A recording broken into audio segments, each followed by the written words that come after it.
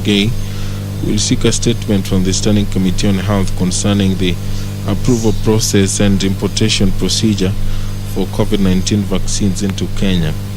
The Senator for Trans Nzoia County, Senator Mike Kombito, will seek a statement from the Standing Committee on National Security, Defense and Foreign Relations concerning the state of mental health amongst officers in the disciplined forces. The Senator for Bomet County, Senator Dr. Christopher Langat, will seek a statement from the Standing Committee on Education concerning the Ministry of Education policy on merging registration of centers for national examinations. Nominated Senator Rose Nyamunga will seek a statement from the Standing Committee on Roads and Transportation concerning risk posed by floods along the Ayueyo and Kolunga sections of the Isebania Kisii Ahero A1 road. The Senator for Turkana County, Senator Professor Imana Malakai Charles Ekal, will seek a statement from the Standing Committee on National Security, Defense and Foreign Relations regarding the illegal construction by residents of West Pokot County at Kaakore in Turkana County. Nominated Senator Halaki Abshiro will seek a statement from the Standing Committee on Education concerning the high dropout rates of school-going girls. And pursuant to Standing Order 52, subsection 1, the Senate Majority Leader will issue a statement on the business of the Senate for the week commencing Tuesday, 3rd August 2021.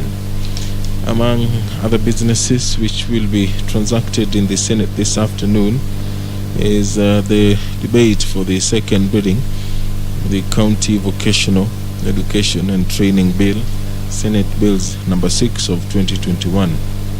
Other bills which have been lined up for debate or second reading include the Basic Education Amendment Bill, the Street Vendors Protection of Livelihood Bill, as well as the Startup Bill, Senate Bills number 1 of 2021. If you're just joining us, the proceedings of the Senate is about to get underway, and on your screen is the Deputy Speaker of the Senate, who is also the Senator for Uasin Gishu County, Senator Margaret Kamar, who will be presiding over the business of the Senate this afternoon.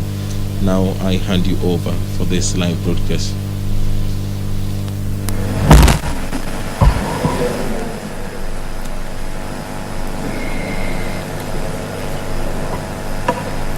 Prayer. Almighty God, we beseech you to behold with your abundant favor and blessings as your servants whom you have been pleased to call to leadership positions in this republic.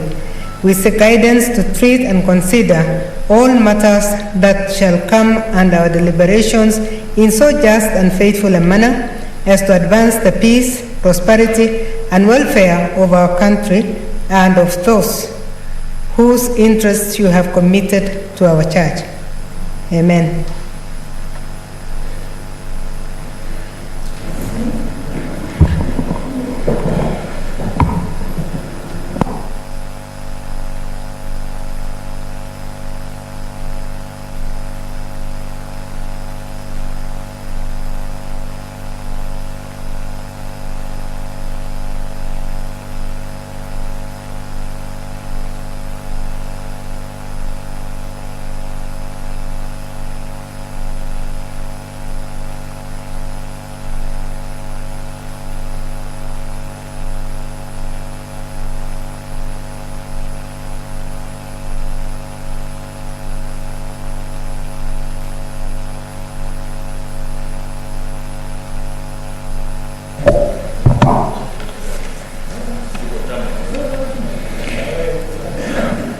Order number 1, administration of oath. Order number 2, communication from the chair.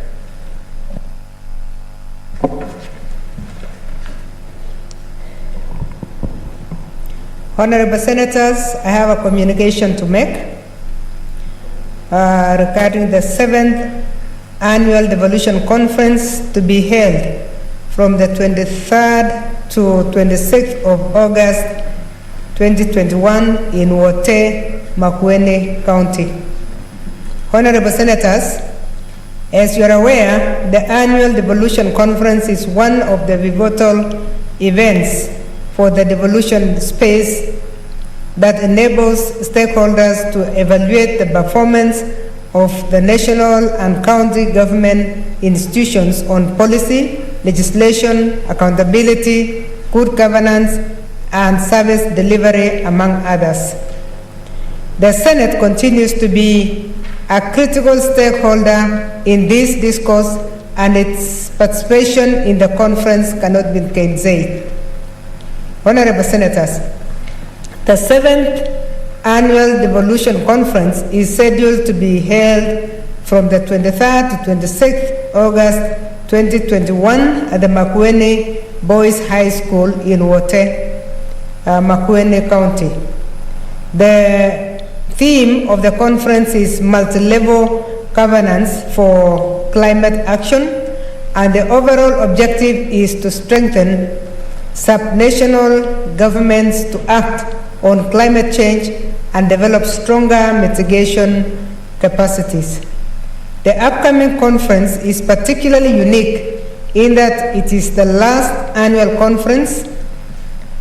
From here on, the Devolution Conference will be held on a biannual basis from 2023. As co-chair of the National Steering Committee, which coordinates the hosting of the event, I appointed senators to the steering committee to assist in guiding and advising on the participation of the Senate in the conference.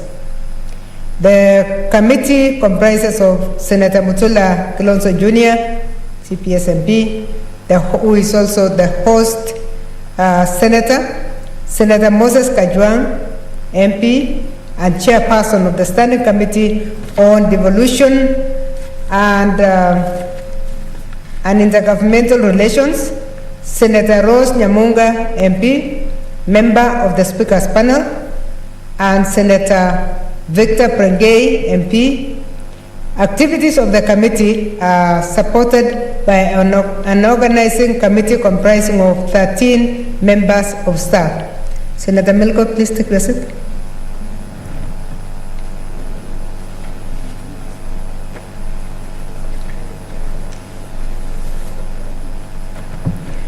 Honorable Senators, the requisite arrangements to facilitate Senators' participation have been made. In view of the prevailing COVID-19 pandemic, allow me to reassure you that efforts have been made and discussions are also ongoing between the Steering Committee, the Ministry of Health, and the national security organs to ensure that all delegates, including local service providers in Makueni, are safeguarded from any possible infection. In this respect, I will convene a Kamukunji on Wednesday, the 4th of August 2021 for a detailed brief on the conference, the COVID-19 measures put in place, and other logistical arrangements for participation by the Senate.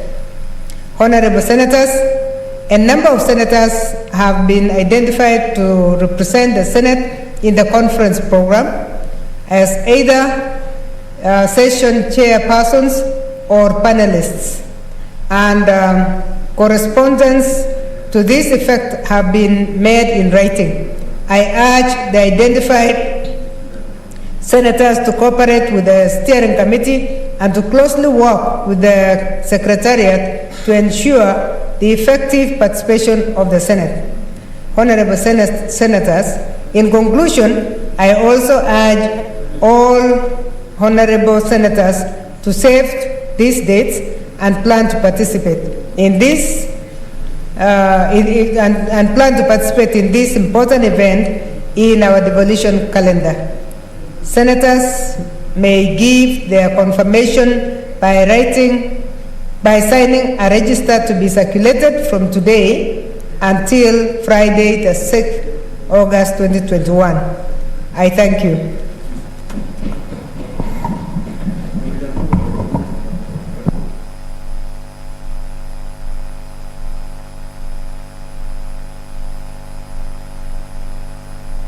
Next order.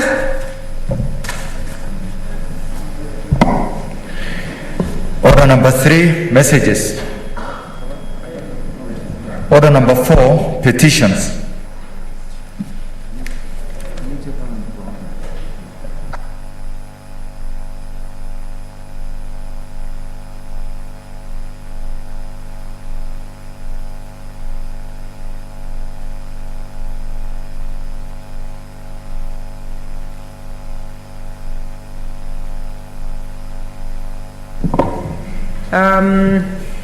Senators, we have one petition report from the Chairperson, Standing Committee on Tourism, Trade and Industrialization. Chairperson? Chair is missing, so we defer it for the moment. Next order.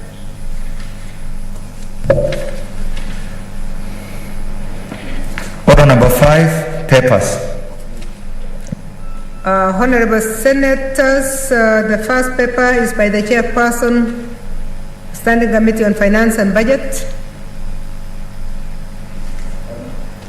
Finance and Budget. We defer it for the moment. The second report is by the Chairperson, Standing Committee on Education.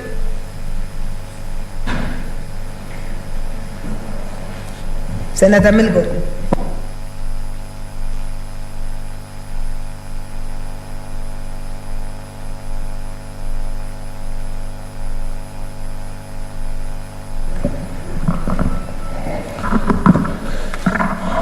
Madam Speaker, I beg to lay the following paper on the table of the Senate today, 29 July 2021. Report of the Standing Committee on Education on the Kenyan Sign Language Bill, Senate Bills, number 5 of 2021. Thank you. Thank you, Senator. The next two reports are by the Chairperson, Standing Committee on Labor and Social Welfare, Senator Sakaja.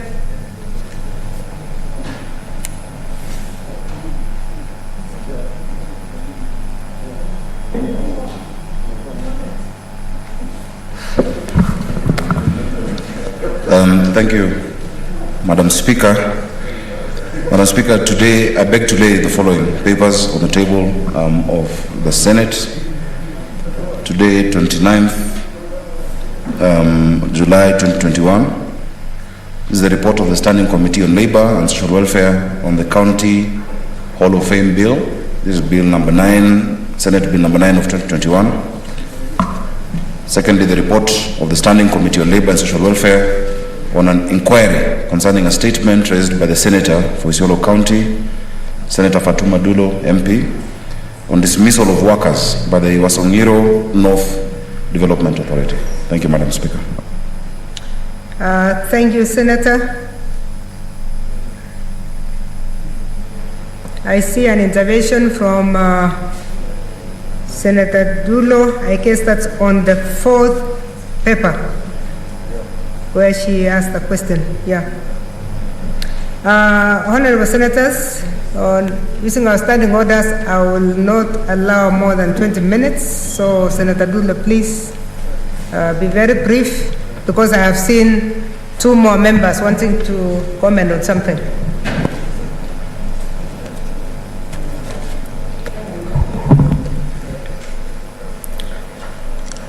Thank you, Madam Speaker. Madam Speaker, I rise on Standing Order 48-4 regarding this report tabled by the Chair of Committee of Labor. Madam Speaker, I brought a statement to this House on the 12/10/2020 regarding dismissal of 56 members of Wasongiro Development Authority.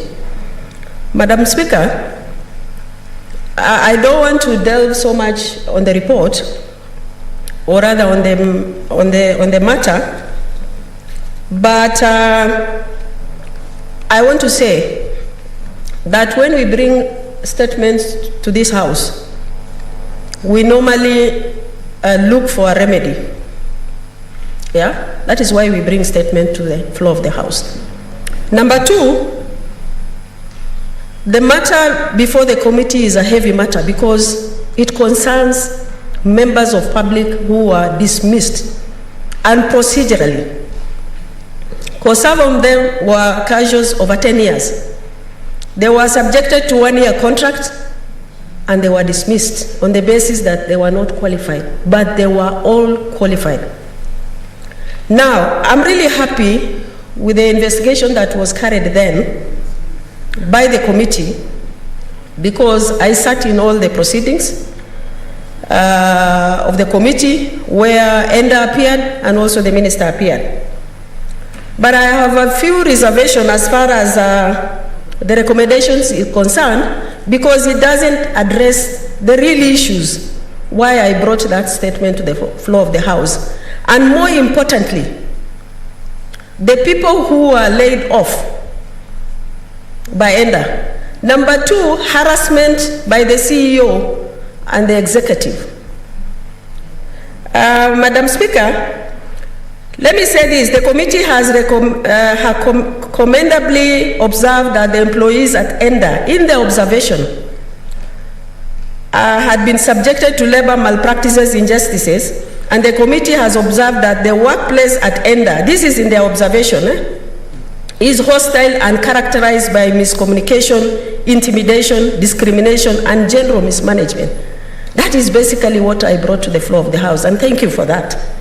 Then the committee has observed that employees have been subjected to very long and ending casual temporary employment terms, some as long as 10 years. There is a point of order from Mohammed Mali.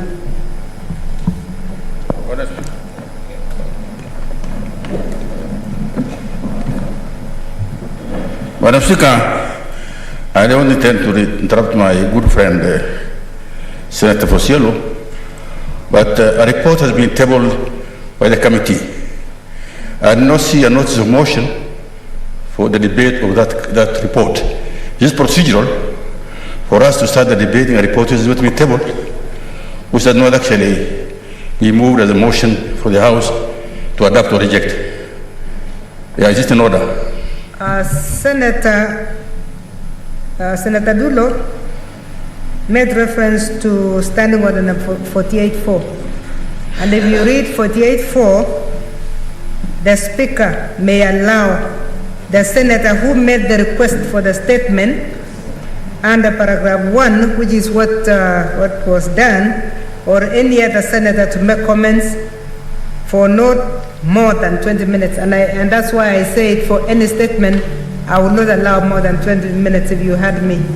So yes, it is in order, and I just want them to be brief because 20 minutes is 20 minutes.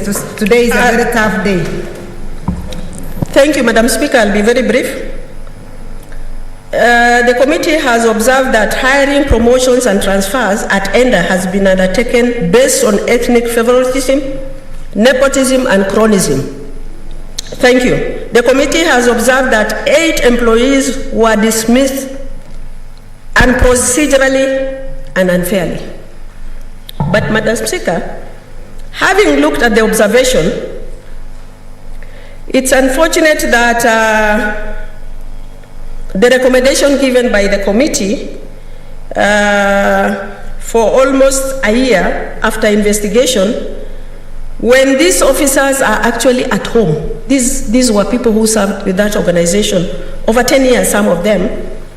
Madam Speaker, the committee has failed to make any concrete remedial recommendations and actually ensuring the right of those people were upheld, especially the ones who are laid off, by referring the matter to the ministry, because in the recommendation the matters are referred to the ministry, where they didn't find a solution.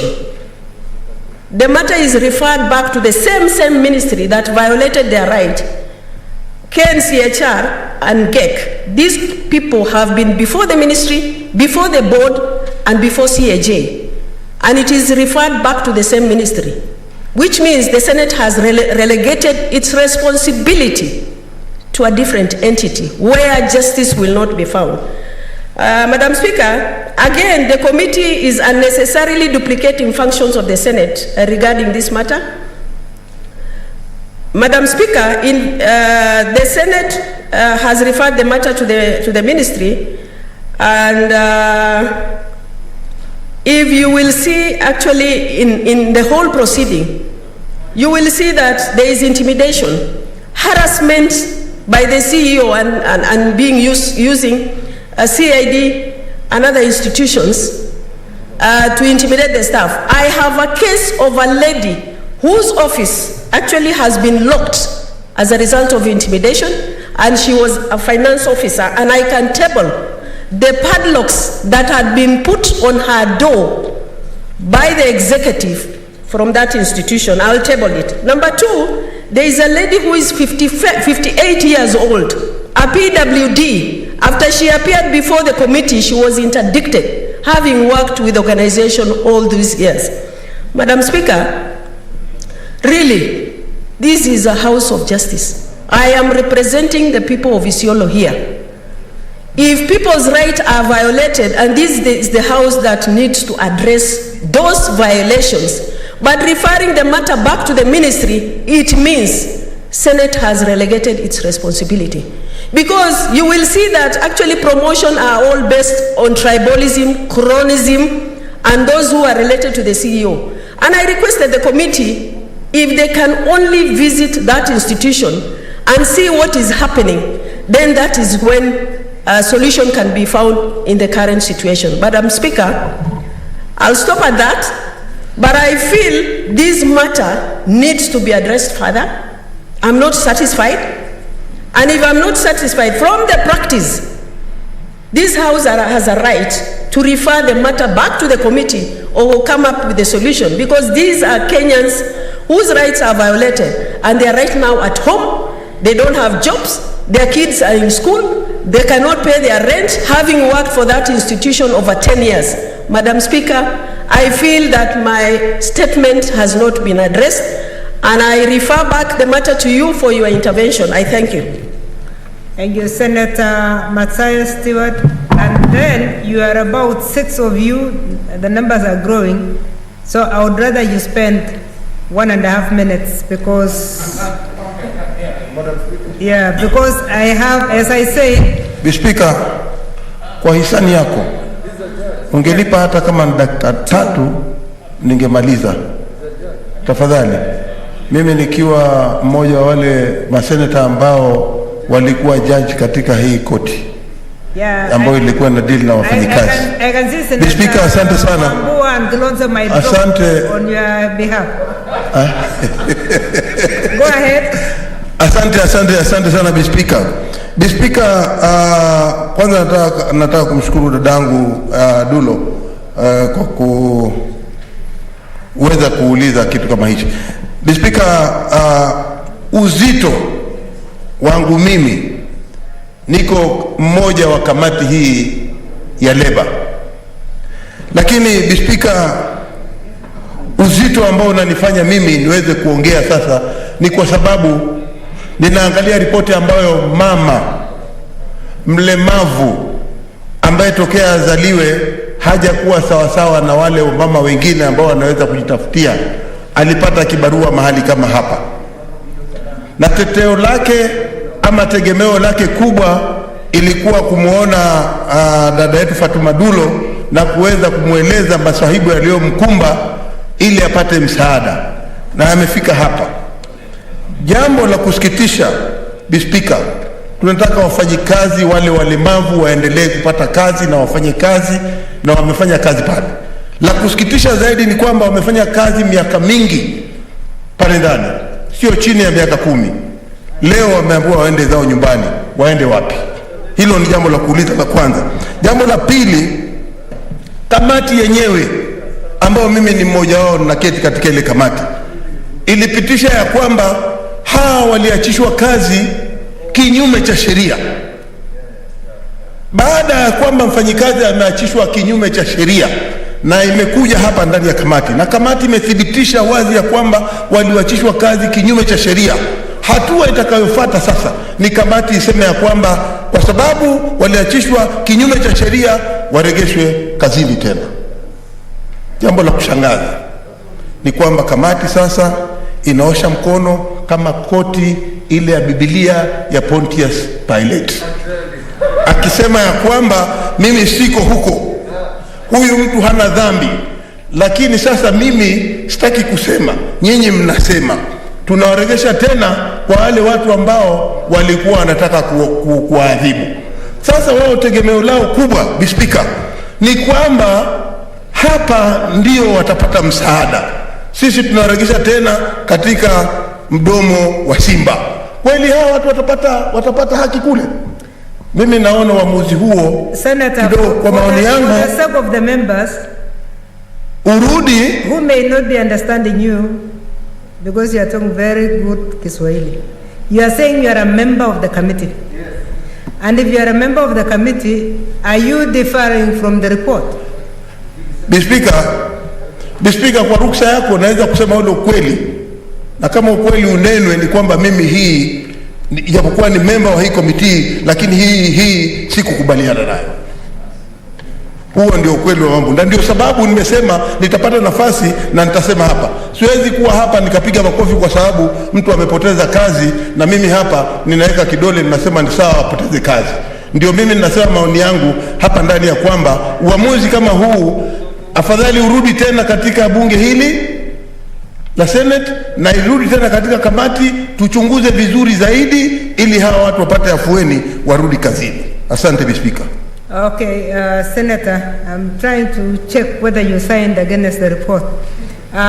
Senator Mwinyi Haji Mohamed Faki.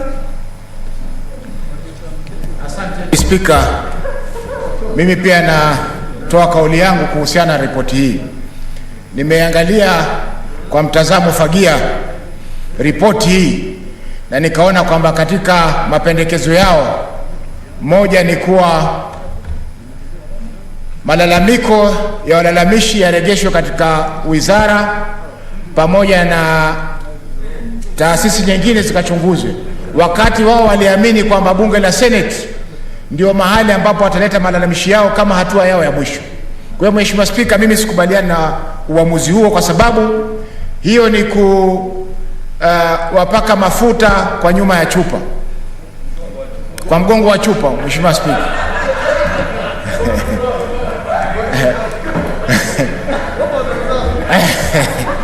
Mheshimiwa Speaker, nashukuru Mheshimiwa, Kiswahili kinaendelea kusomwa. Nashukuru Mheshimiwa Mutula Kilonzo amenikosoa hapo. Lakini nilikuwa nafikiri ni ile kuna point of order from Derito John Kinyua, the other Swahili orator.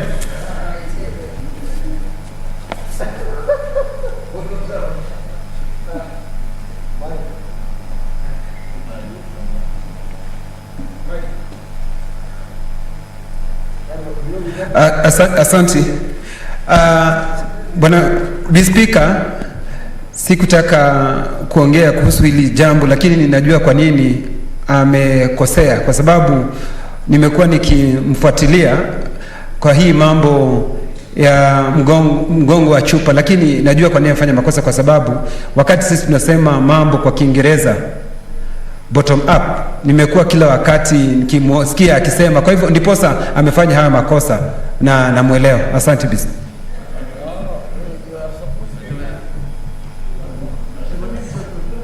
Ni masikitiko kwamba Senator Faki, please. Ni Speaker, ni masikitiko kwamba umempa Senator Kinyua nafasi ya kuongea juu ya hoja ya nidhamu, lakini katika hoja yake kulikuwa hakuna nidhamu yote ambayo ilikuwa imevunjwa. Speaker, nasema kuwa mapendekezo ya kamati kwa hakika hayaridhishi, kwa sababu wamekubali kwamba watu walifutwa kazi kinyume cha sheria. Tukiangalia kifungu cha 37 cha sheria ya uajiri, mfanyaji kazi akifutwa kiholela anafaa kulipwa ridhaa, na kama inawezekana arejeshwe kazini. Hawa wameweza kuwachukua wakazunguka nao mwaka mzima ripoti, na sasa wameambiwa rudini mpeleke malalamiko yao kwa wizara ili yaweze kuchunguzwa tena. Mheshimiwa Speaker, sisi kama bunge la Senate hatuwezi kukubali mapendekezo kama hayo. Haya mapendekezo yatailetea kejeli bunge hili la Senate, Mheshimiwa Spika. Kwa hivyo naomba kama waliotangulia walivyosema kwamba hii ripoti iregeshwe tena kwa kamati na waweze kutekeleza yale ambayo sheria inawapasa kutekeleza. Asante Mr. Speaker. Senator Sakaja, I had wanted to give you 2 minutes at the end. Is this a point of order or information? Sorry? Is it a point of order or point of information? Point of order. Yeah, no, I saw you before he finished. I saw you, so. Madam Speaker, I rise on a point of order. This report has just been tabled. I don't know what members contributing, maybe apart from the Senate, are referring to. Because what they're talking about is not what is in the report. Madam Speaker, is it in order for Senator Faki, Senator Madzayo, who was even there and signed, and others to comment on what is not in the report? Could you even delay this discussion for 10 minutes for them to read the specific observation recommendations? The committee has said that we actually, because we have not finished the matter.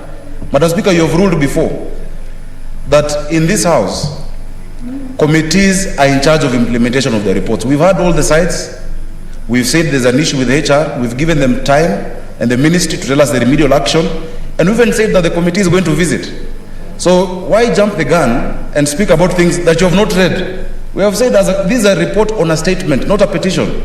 Madam Speaker, it is very unfair for members to cast aspersions on the committee without having read the report that they're talking about, Madam Speaker. Just even give them time to read the report. As Senator, you even said something that's more complicated. You are saying the committee is still going to visit. If the committee is still going to visit, is this an interim report?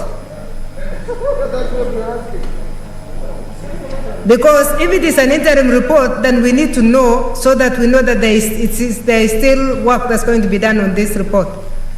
Because that was why I wanted to know from a member who seems to be dissociating himself from the report, whether he signed for this one, and if it is not over, then we need to make a different decision so that we allow you to go and take care of what the person who petitioned with this question is asking for. So, but you have answered me. You have said it's not finished yet. Okay, if it's not finished yet, let me allow Senator Dullo her point of order. You said you are going to go back. So you are still going to go for fact-finding mission? Madam Speaker. Yeah. Madam Speaker, let's get the chair right. Please, order members. Let's get the chair right on Madam where Speaker, he is. Madam Speaker, probably it would have been useful if you knew that you're going to open up the report to have allowed me to take members through it. Because members are talking about something very different. Madam Speaker, the issue was brought. We listened to the affected staff. We listened to ENDA. We listened to the ministry. We got the history of this situation. There are, I think, 50-something vacancies. Some didn't apply, some got it, some didn't get it. Madam Speaker, we decided that on the general HR issues, Madam Speaker, and what was brought to us, that we've given a timeline by which remedial action must be taken. Madam Speaker, secondly, I'm on a point of order. Order members, I just wanted a clarification. This is a final Chair, report. That it is Madam still Speaker, Madam Speaker, order members. The chair is on his feet. I gave him the permission to speak. So, yeah, you don't have to cheer him also. He knows. Madam Speaker, this report. Yes. I wish there was one. Because if there was one, I would delay the report. Senator Zakaria, can you address the chair and stop distractions? Yes. Yeah. There's a team there. Madam Speaker, this report, having been adopted by 5 members of the committee, as of it is not a preliminary report. It's a final report. But Madam Speaker, as we've said, this House has no committee of implementation. that we do not leave the matter. In the same way, and I've dealt with so many reports here, including the one on railways, we gave a report, but 6 months later we have to make sure everybody has gotten their payment.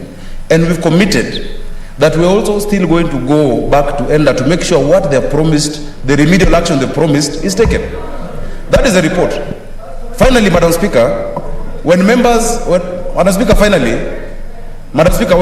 bring a statement, it is not compulsory that you have to agree with the report given. If you bring it back, unless you take it to a different committee. But while we've seen it, because we had all the sides, and there are also other matters. Chair. There are also other matters that we have not put here. Thank you, Chair. We have understood because of respect. You. Please take your seat. So the point is, we are still on the issue. We are still going to go back. But as of now, this is the report. I'd urge members to read it before commenting. Chair, please take a seat, because I had asked for one clarification from you, whether it is still ongoing or it is final. Because the report that I have seems to be giving us a final report, and that there was a meeting on the 30th of June where it was adopted via a proposal. Was it? It was adopted. There was a proposer and there was a seconder for that. So let's rest it there, that this is a final report, so that members can use the 20 minutes that I had availed to make the comments that we have had. I was going to give you the last word. Listen to them, because they have read. We always assume that people read immediately they come across. No. Senator Nderitu John Kinyua. Senator. Thank you. Senator Murkomen, do you have a point of order? Thank you, Madam Chair, for giving me this. But what is your point of order on? Because there is nobody on the floor for you to Madam Chair. disorderly. Madam Speaker, I have followed what Senator Sakaja said very keenly. And you have said, Madam Speaker, that there is a report that has been tabled in this House. Now, how are we expected to comment on a report that we have not even read?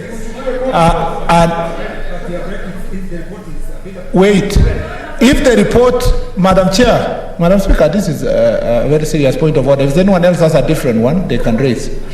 The issue here is that was the report moved? Are we debating the report for adoption? Are we commenting because it's under 48? It's a report that is made under 48. Is it 48.1 or 48.1?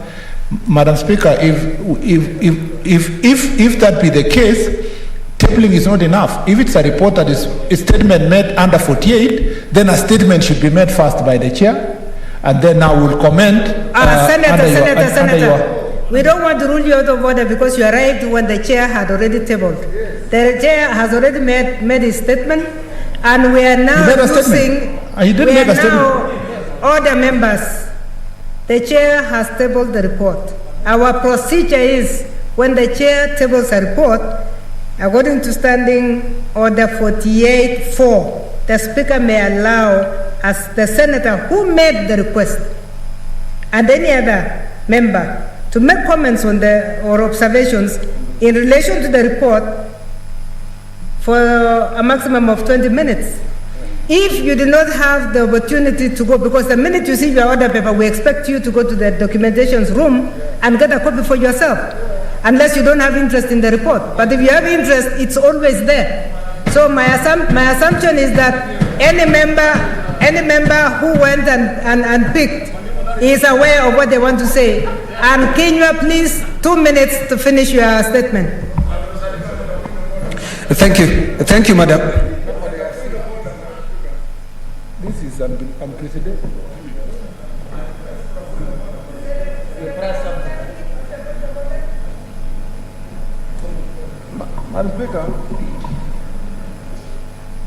Madam Speaker, I raised my hand, and I'm sure maybe you not have heard me. On a point of order, when the chairperson was doing his presentation, Madam Speaker, because what I wanted to seek your guidance on is the chairperson of the committee in order to indeed mislead the House, because that's misleading the House in my view, when he challenges the contributions that were being made by members, while the report is here, Madam Speaker, and the recommendations made by the committee are clear.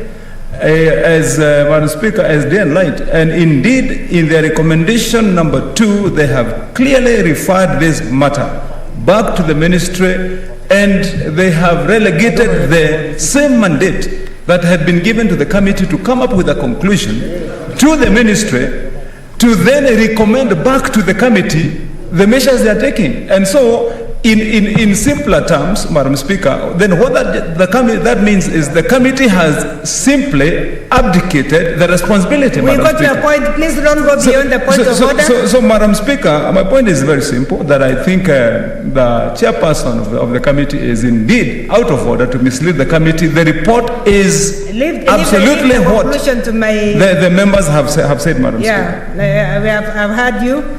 Senator Kinyua. Thank you. 1 minute now. Madam Speaker, 20 minutes is running out. Thank you. I have looked at this report, Madam Speaker, and it's true. Their observation is very right, but the conclusion is very wrong, Madam Speaker. Their recommendations are wrong. It's like saying, Madam Speaker, that Senator John Kenyua has teeth and a cow has teeth. That observation is very true. But for you to conclude John Kenyua is a cow, that is wrong. And it's exactly what they have done. Madam Speaker, if you look at what they are recommending, they are saying that they should be taken, all their recommendation, they should be taken back to the ministry. So there was no need in the first place for this complainant to come, or this complainant to come to the Senate. Madam Speaker, if you look, for example, at somebody called Gashushwa David Morevi, this person, I have interacted with him, and he is a graduate with bachelor's degree from Egerton University.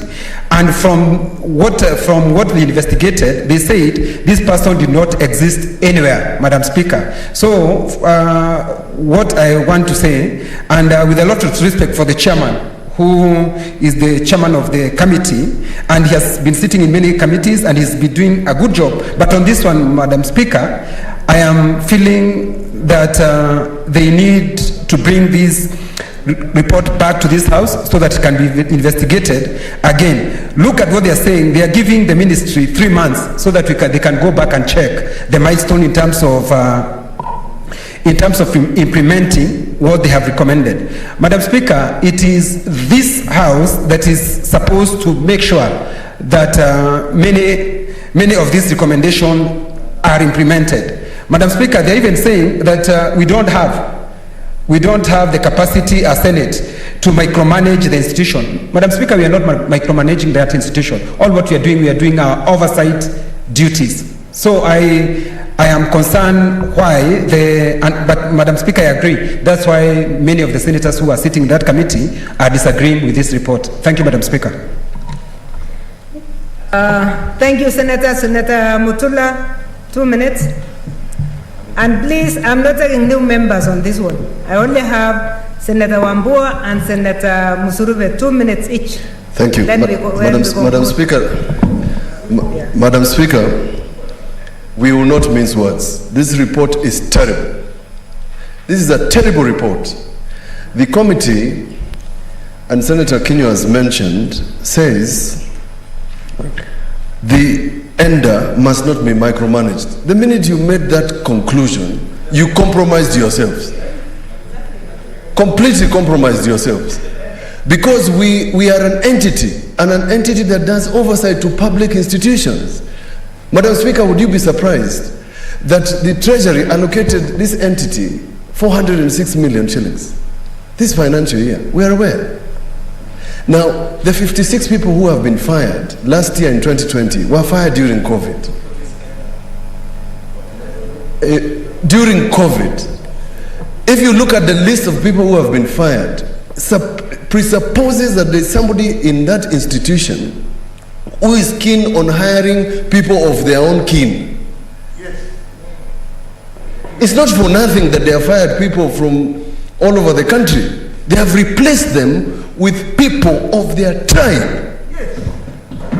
Lastly, if this committee was serious, because, and a judge is here, for the 56 cases, they would have a recommendation on what they found on the 56 people, because every dismissal is a cause of action.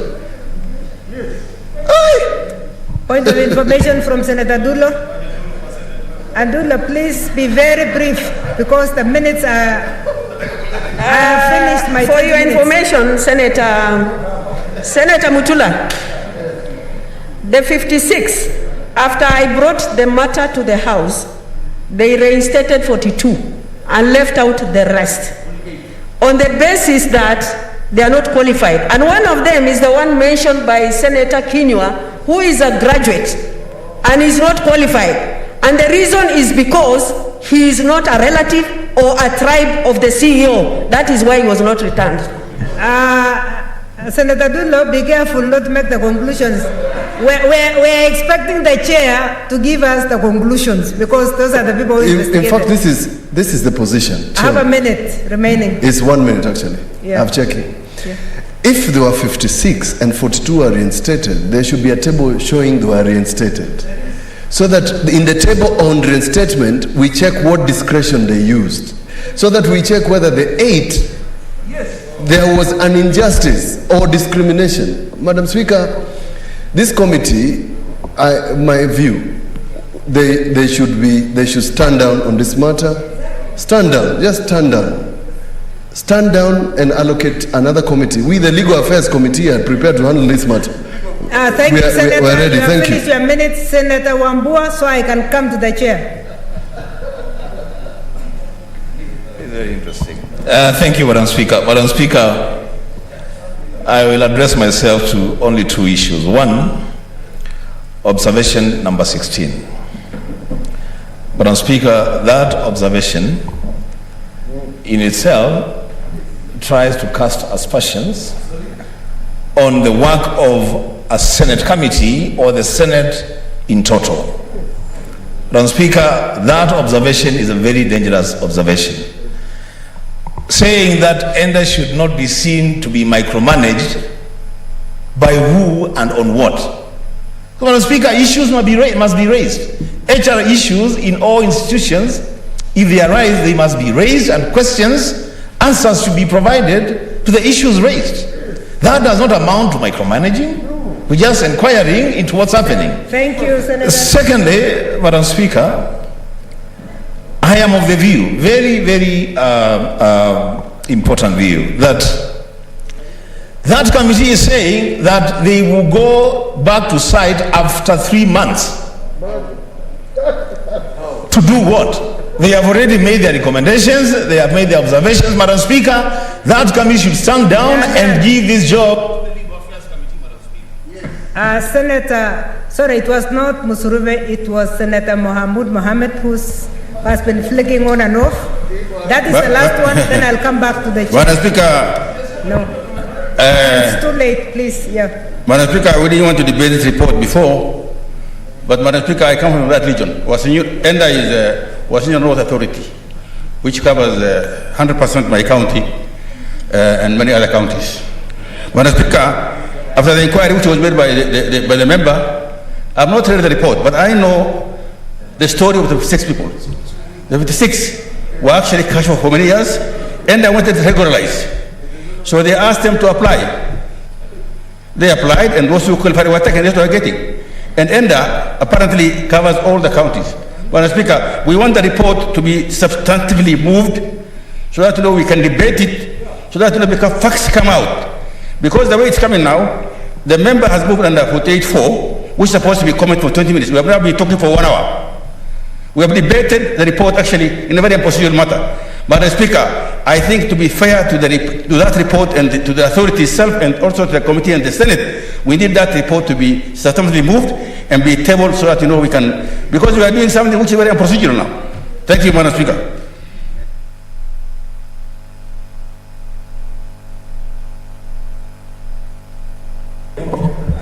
I am going to to give the chair, and I want to guide the chair. Chair, you have listened to the sentiments. Order members, order members, order members, order members. No, order members. Senator Mohamud, you are Senator Mohamud. No, Senator Mohamud, please take your seat. I'm going to allow the chair to make comments that will help us resolve. Thank you, Madam. And I want him to Madam Speaker. To be sensitive to what the comments that have come from the members. Yes. And to tell us what else is required as a way forward. Thank you. Yeah, thank you. Madam Speaker, thank you very much. Number one, as I said earlier, there is benefit in reading. You know when senators, for instance, the senators who've spoken, like Senator Mutula, standing and being so poetic about this committee should have done this, and he has not read the report. What he's asking for is in the report. The names of those 8 people are in the report. But when you cast aspersions to a committee of this house, a competent committee, and Madam Chair, I know the work I've done in this house. It is unimpeachable over the last 3 years. Without having looked at the specifics in the report, it is unfair. Number one, Madam Chair, Madam Speaker, there are 56 employees in this ENDA who for a long time, and the ministry together with ENDA, they acknowledge the fact that for a long time ENDA had serious HR issues. In fact, the CEO and the board we're talking about has been a new board, Madam Speaker.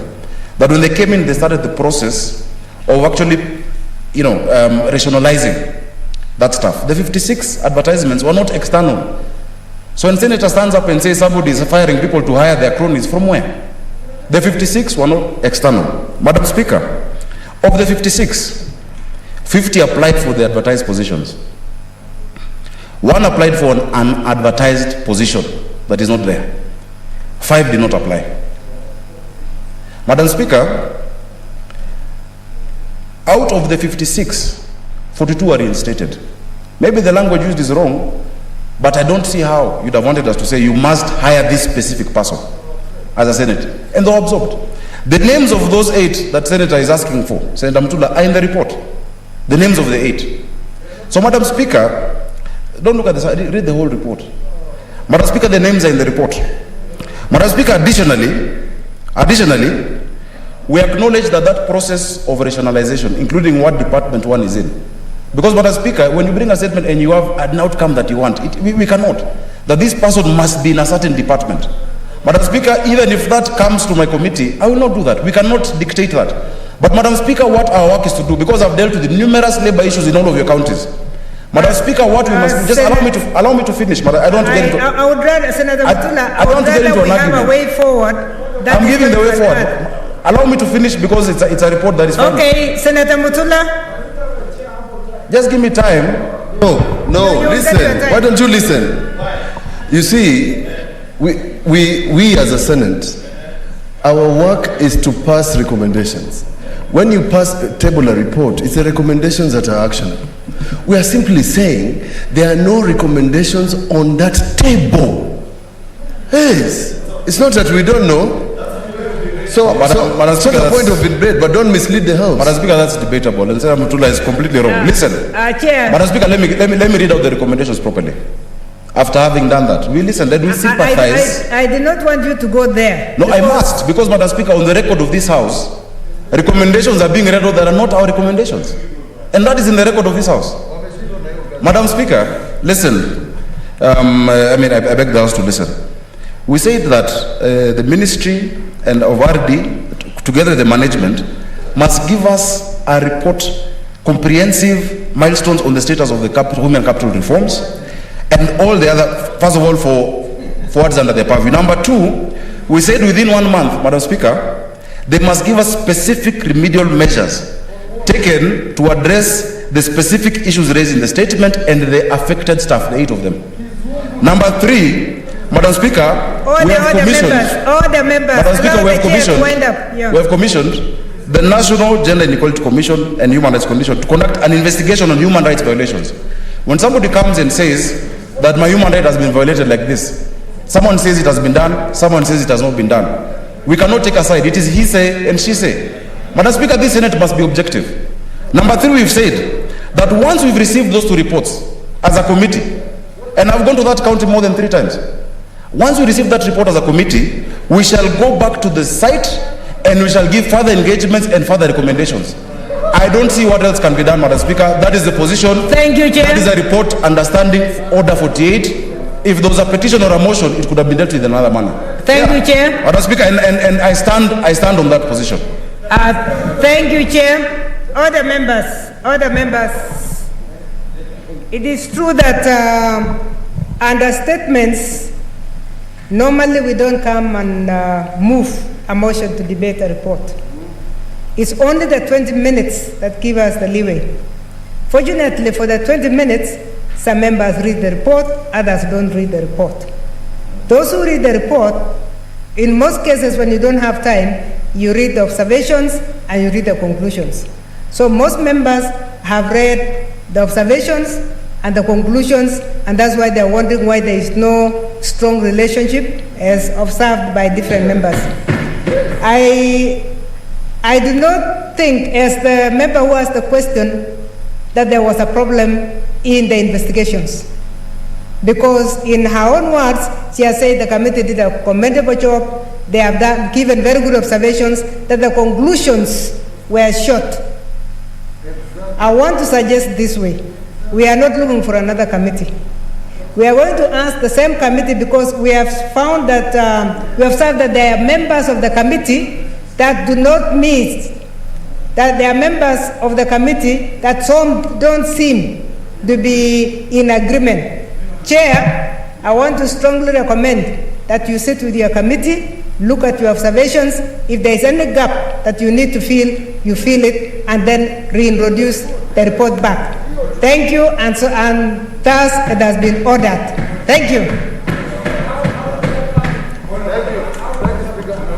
Thank you, I have finished.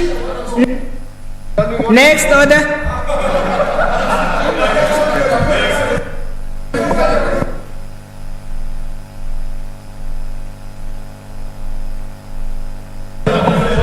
Honorable members, the next paper is paper number 5.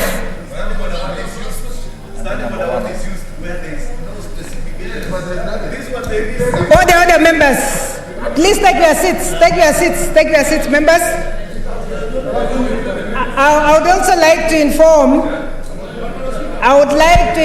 The members, both online and the members in the House, that we are going to go into voting very shortly. And because we are going to go to voting, please do not move. Order, Senator Langat, Senator Mohamud, and Senator Jariat. Please take your seats. Then it's over. We are not going back.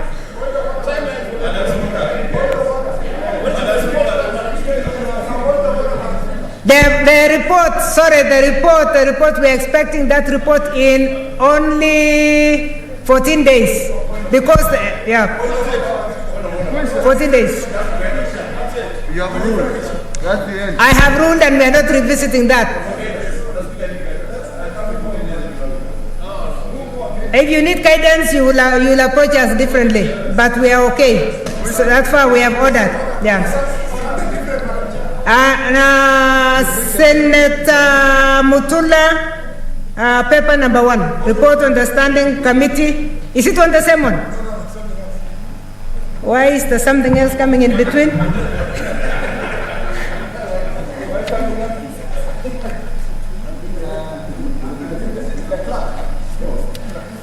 Sorry.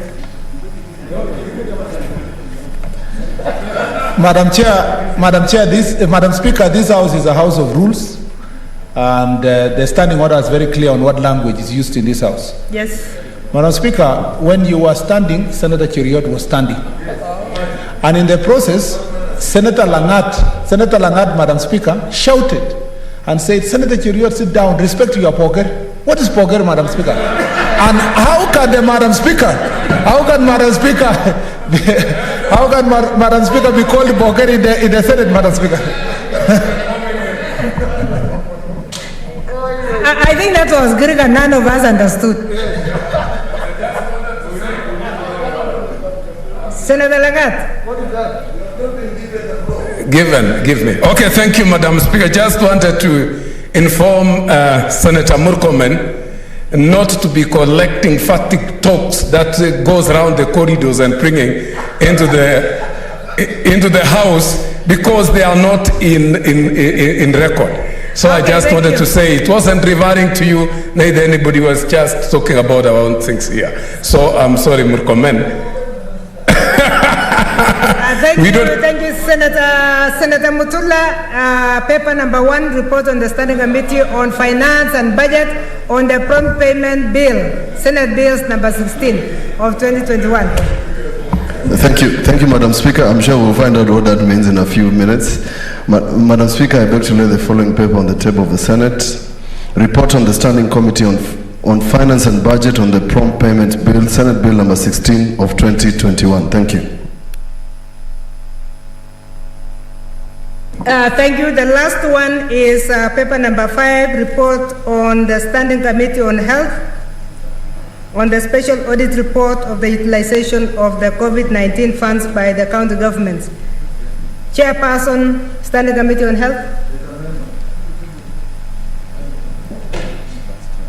Vice Chair of Health.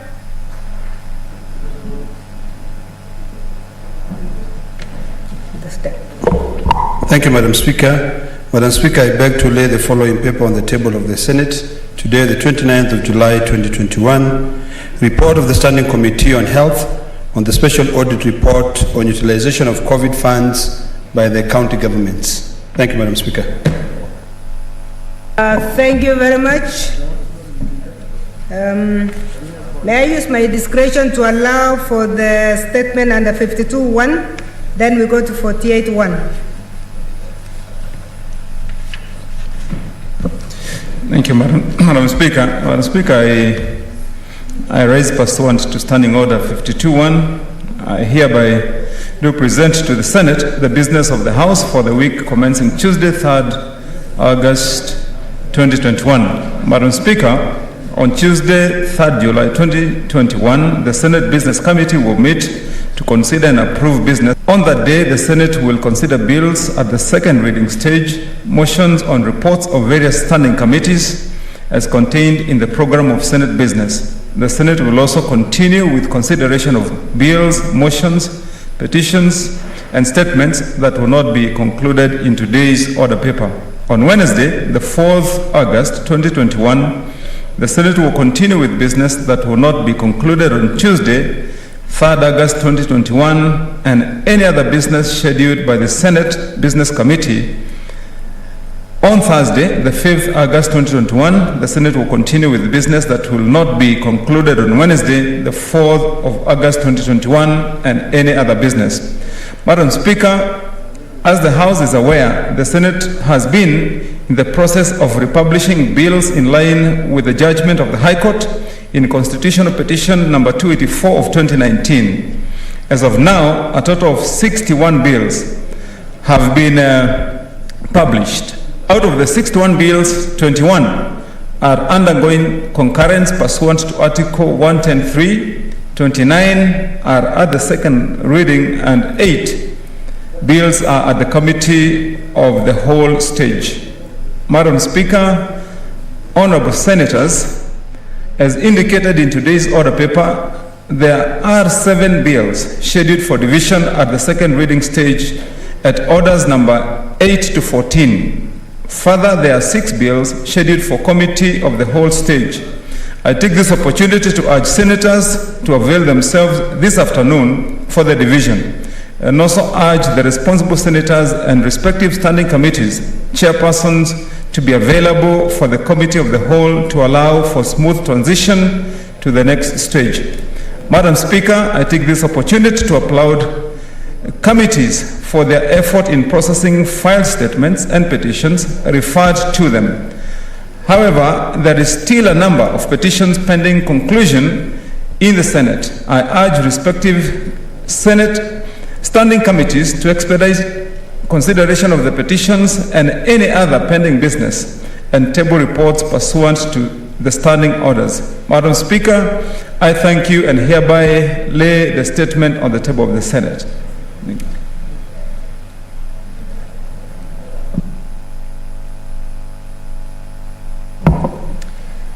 Honorable Senators, we are going to move to, we'll skip the statements for now and go for the next order because of the divisions that for the convenience of the House. So, next order.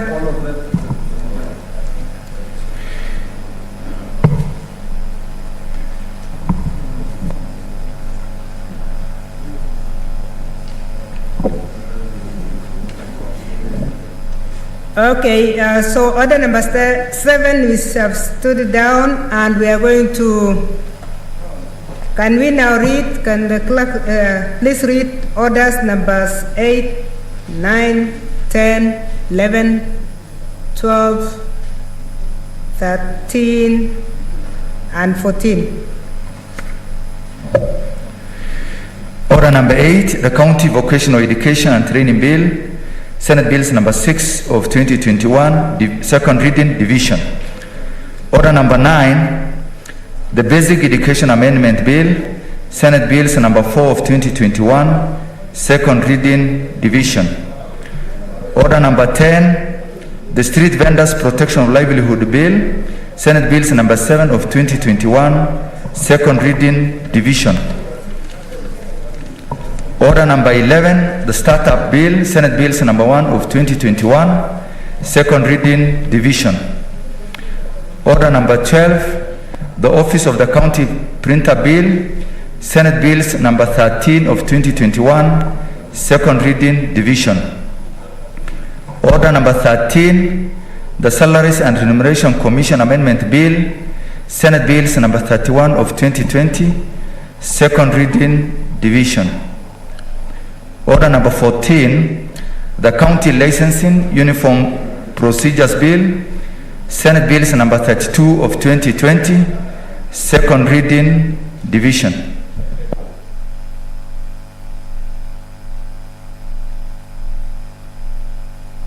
Thank you.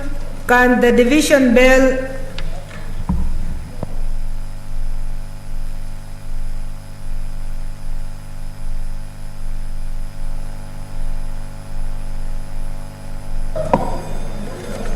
Three minutes only.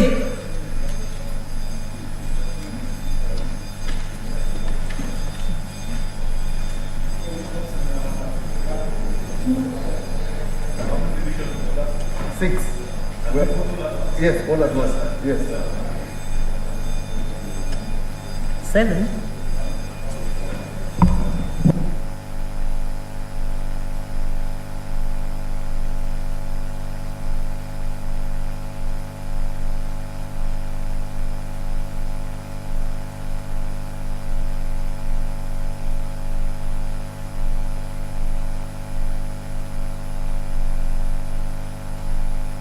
Can we have tellers, please?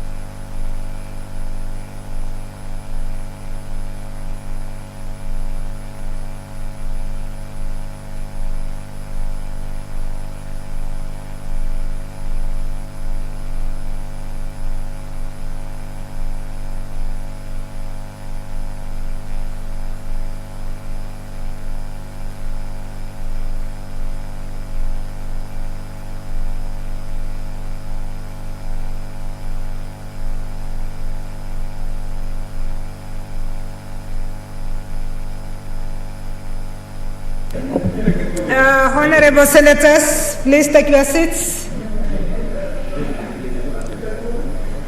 Order members, take your seats.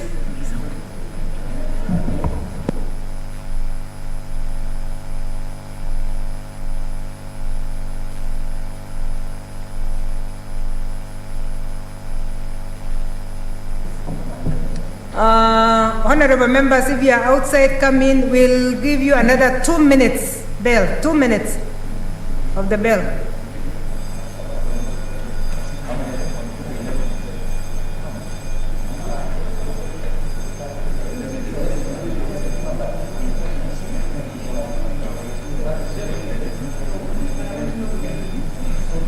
And our colleagues who are online, please be patient with us. We are going to be very fast.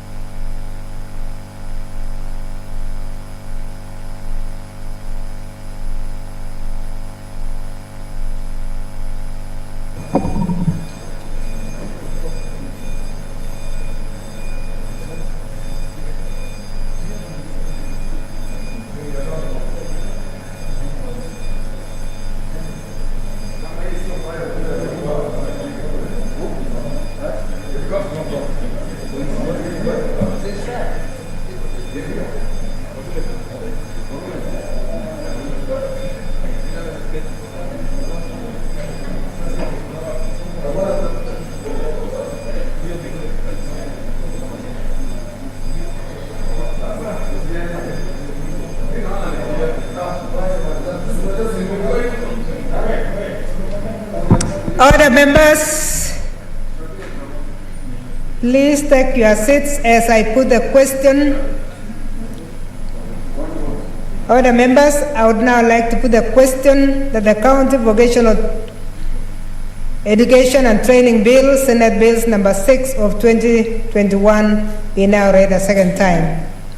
The next bill, I put the question that the Basic Education Amendment Bill, Senate Bills number 4 of 2021, be now read a second time. Third one, the Street Vendors Bill, I now put the question that the Street Vendors Protection of Livelihood Bill, Senate Bills number 7 of 2021, be now read a second time. The fourth one, I would like to put the question that the Startup Bill, Senate Bills number 1 of 2021, be now read a second time. The fifth one, I now would like to put the question that the Office of the County Printer Bill, Senate Bills number 13 of 2021, be read a second time. Next one, I now put the question that the Salaries and Remunerations Commission Amendment Bill, Senate Bills number 31 of 2020, be now read a second time. The last one, I put the question that the County Licensing Uniform Procedures Bill, Senate Bills number 32 of 2020, be now read a second time. Honorable Senators, when you vote, please vote for the 7. Vote for 7 so that we don't have to repeat. Yeah. Thank you. So voting is by roll call, and it starts right now.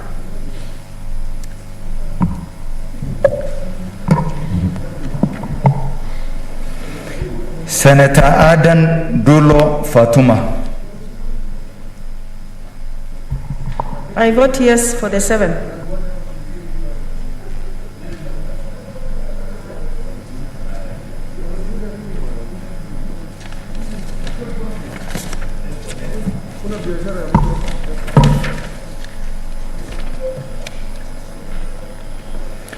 Senator Ali Abdullahi Ibrahim, Wajir County. I vote yes for the 7.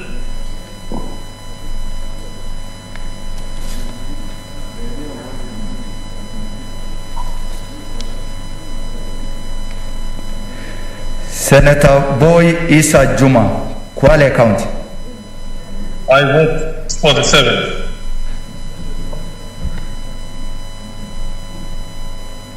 Yeah, we have seen you listed better.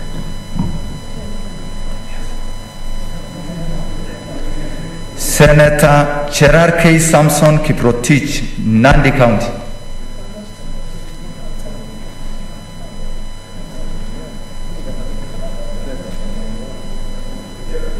Senator Cheriot Aaron, Kericho County.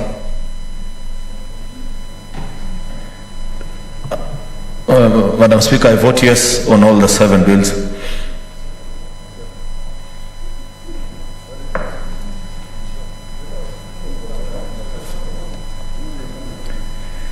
Senator Haji Abdul Mohammed, Garissa County.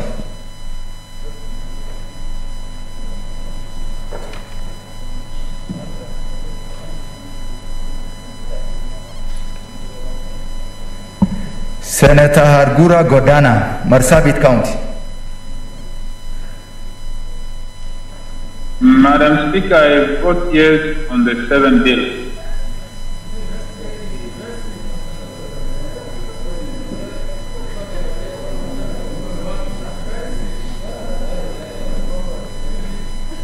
Senator Imana Malakai Charles, Turkana County.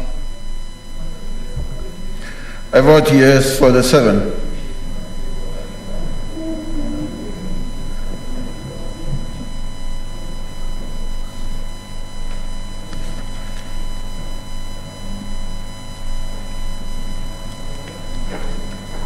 Senator Kajwang Moses Otieno, Homa Bay County.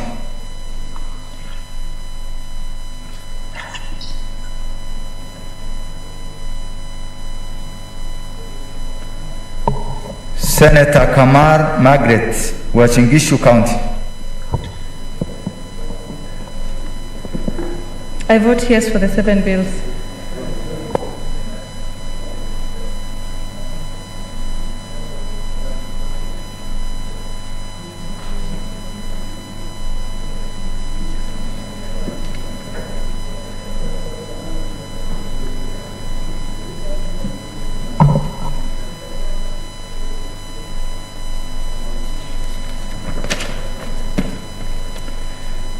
Senator Kangata Irungu, Muranga County.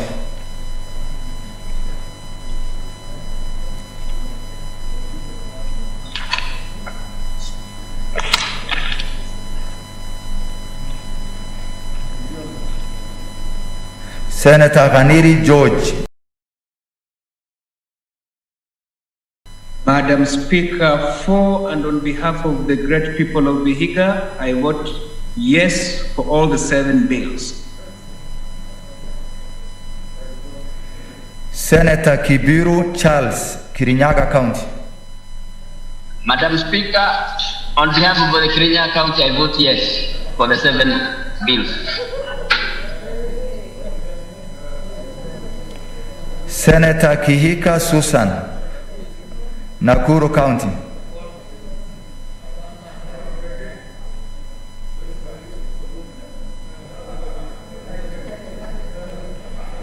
Senator Kimani Wamatangi, Kiambu County.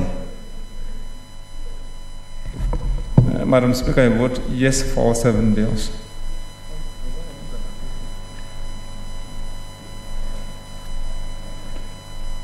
Senator Kindiki Kidure, Tharaka Nithi County.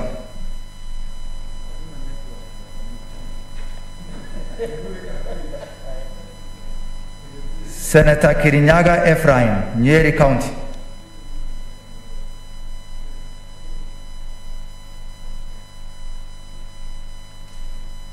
Senator Langat Christopher, Bomet County. For the whole 7 bills.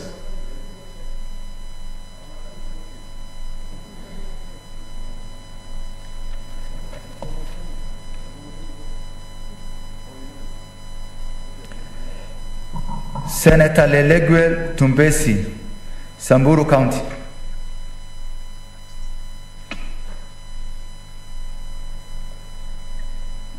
Senator Linturi Franklin Mitika, Meru County. I vote yes for the 7 bills.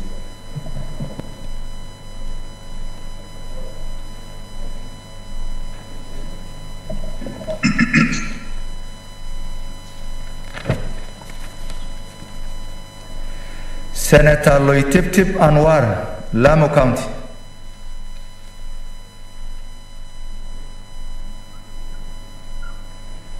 Senator Mazayo Stewart, Kilifi County.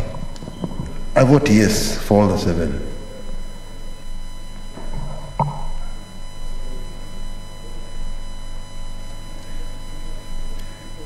Senator Mahmoud Mohammed, Mandera County. I vote yes for all the 7 bills.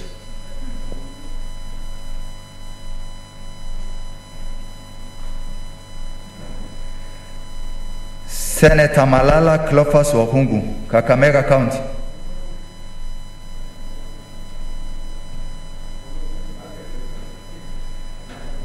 Senator Mbito Michael Malinga, Trans Nzoia County.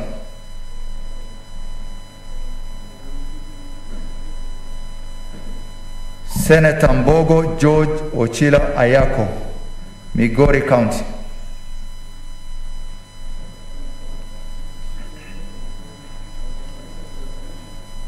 Senator Mogeni Eric Okongo, Nyamira County.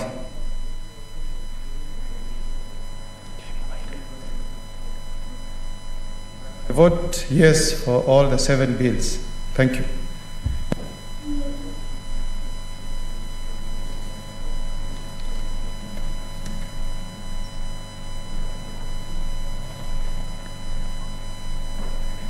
Senator Moi Gideon, Baringo County.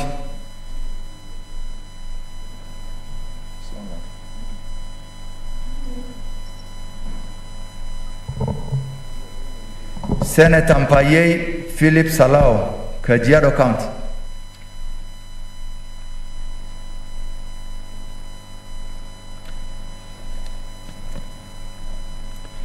Senator Murkomen Onesmus Kipchumba, Elgeyo Marakwet County. Madam Speaker, I vote yes for all the 7 bills.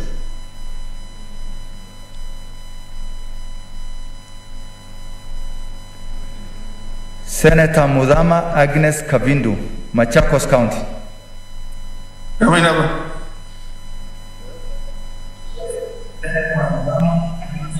Madam Speaker, on behalf of Machakos County people, yes.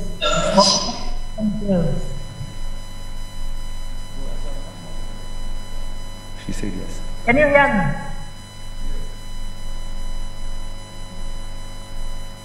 Can you hear me? For the 7. Yes, I vote yes for the 7 of them. Thank you. Senator Mutula Kilonzo Jr., Makueni County.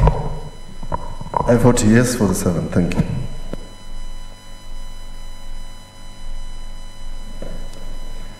Senator Mwangi Paul Gidiomi, Nyandarua County.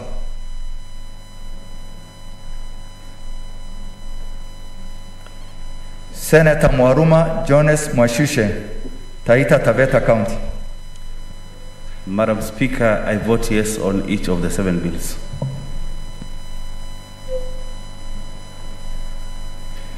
Senator Mwenyehaji Mohamed Faki, Mombasa County.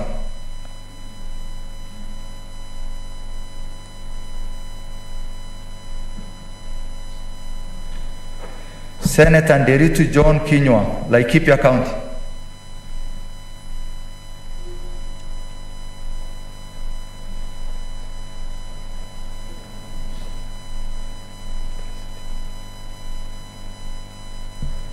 Madam Speaker, I vote yes for the 7 bills.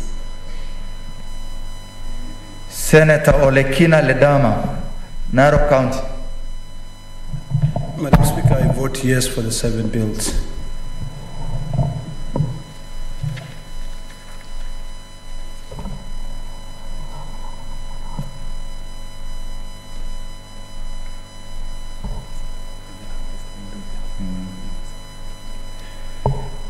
Senator Ndwiga Peter Njeru, Embu County.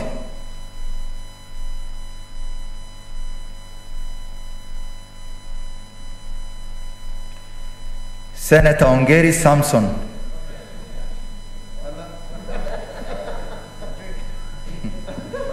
Give him the mic. Shida ya technology kona hii.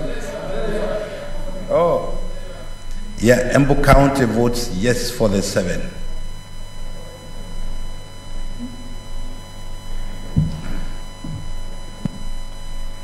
Senator Ongeri Samson, Kisii County.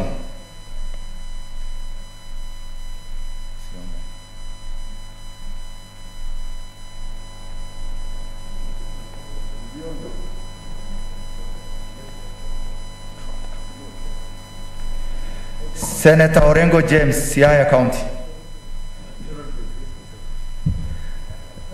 Madam Speaker, I vote yes for 7 bills, the 7 bills.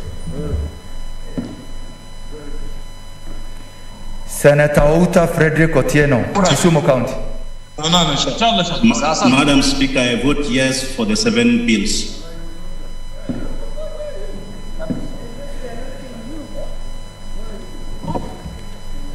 Outa, we cannot see your face.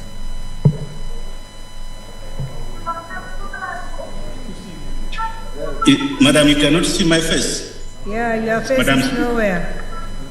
now you can see me. Now, yeah. Now you can, I vote yes for the 7 bills, Okay. Madam Speaker.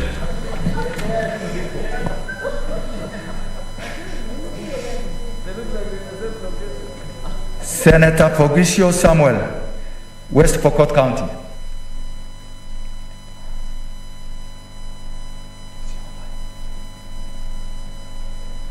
Senator Sakaja Johnson Ada, Nairobi County.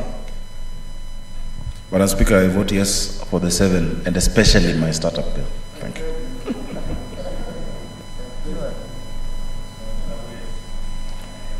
Senator Wako Siswila Amos, Busia County.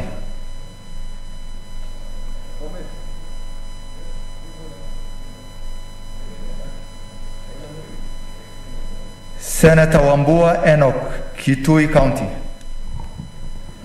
Madam Speaker, I vote yes for each of the 7 bills.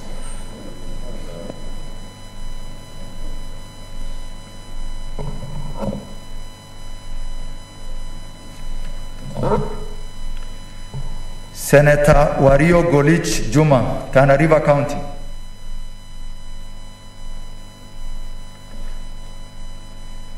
Senator Wetangula Moses Masika, Bungoma County.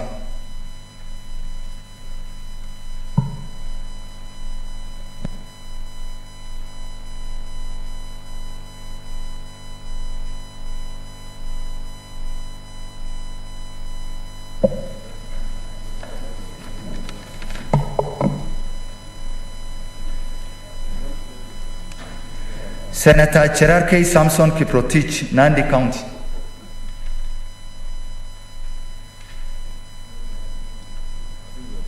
Senator Haji Abdul Mohamed, Garissa County.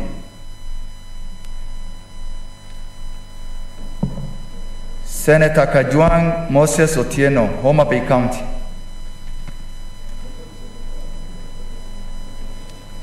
Senator Kangata Irungu, Muranga County. Senator Kihika Susan, Nakuru County. Senator Kindiki Kidure, Tarakiniti County. Senator Kirinyaga Ephraim, Nyeri County. Senator Leleguel Tumbesi, Samburu County.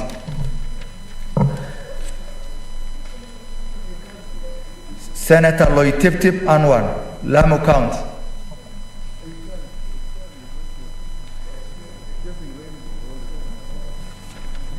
Senator Malala Cleophas Wahungu, Kakamega County. Senator Mbito Michael Malinga, Trans Nzoia County.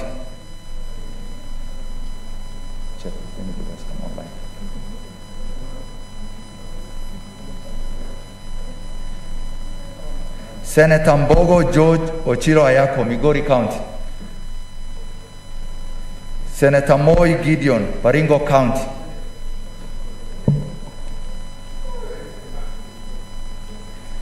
Senator Mpayei Philip Salao, Kajiado County.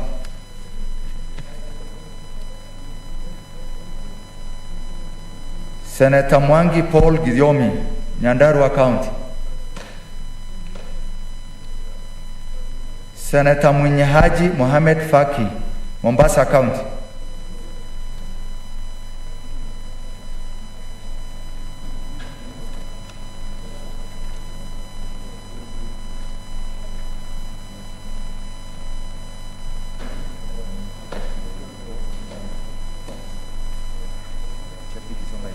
Senator Munyachi. Madam Speaker, I vote yes for the 7 bills. Can we see your face? Yes. Is that you? Yeah, it's me. Okay. Thank you. Thank you. Senator Ongeri Samson, Kisii County. Senator Ongeri, you're not online? He was here a while back. Senator Pogisho Samuel Losron, West Pokot County.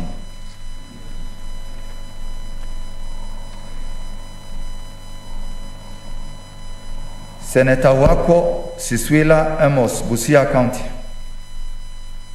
Senator Wario Golich Juma, Tana River County. Senator Wetangula Moses Masika, Bungoma County.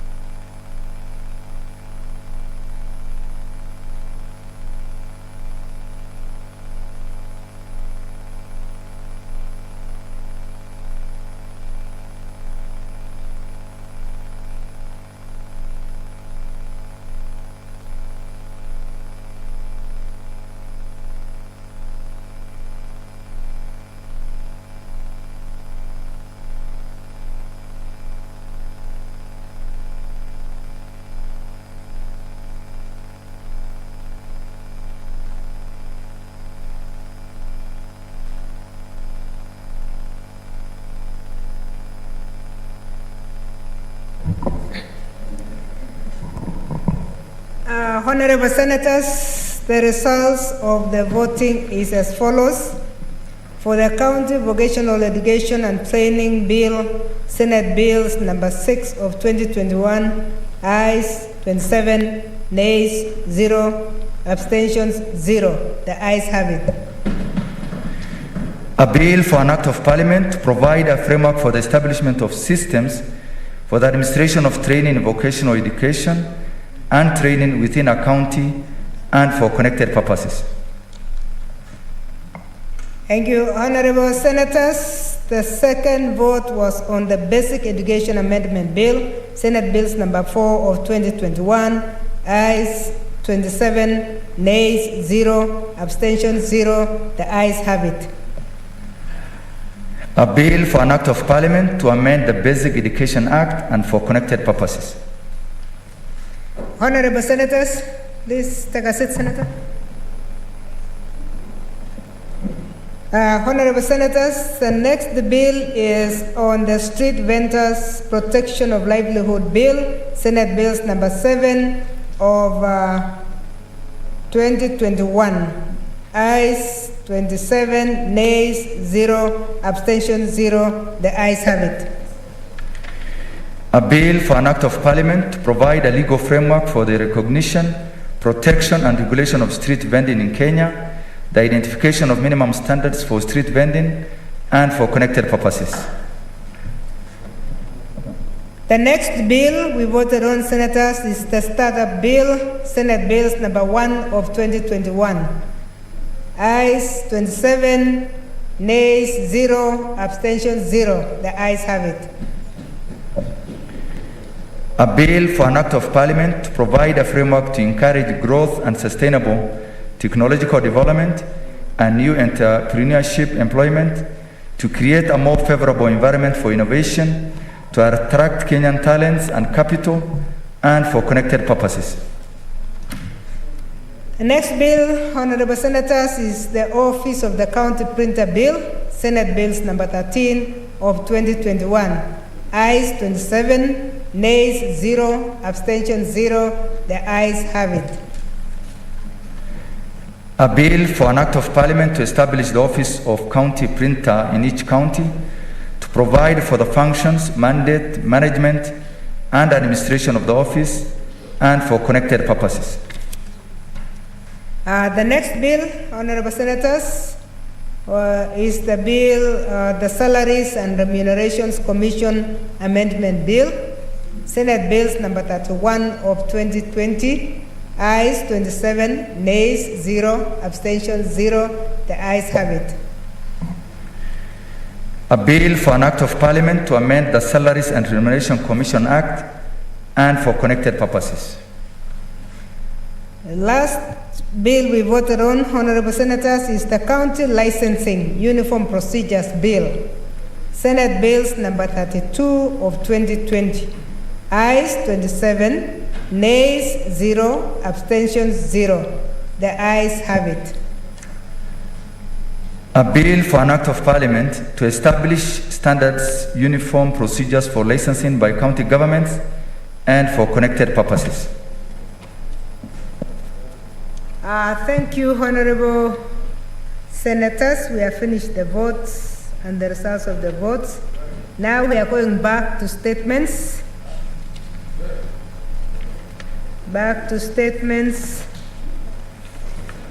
And the statements we are going to are statements under 48.1. Statements under 48.1. Senator for Nandi County, Senator Samson Cherargei. Senator Cherargei, he is not there. The second statement is by the Senator for Trans Nzoia County, Senator Dr. Mbito, Michael Mbito.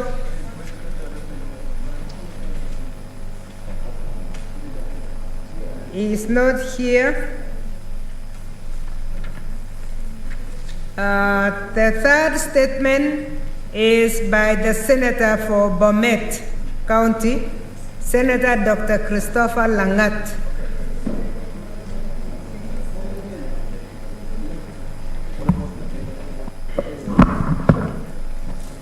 Madam Speaker, I rise pursuant to Standing Order 48-1 to seek a statement from the Standing Committee on Education on the Ministry of Education policy on matching registration of examination of centers for examinations, for national examination.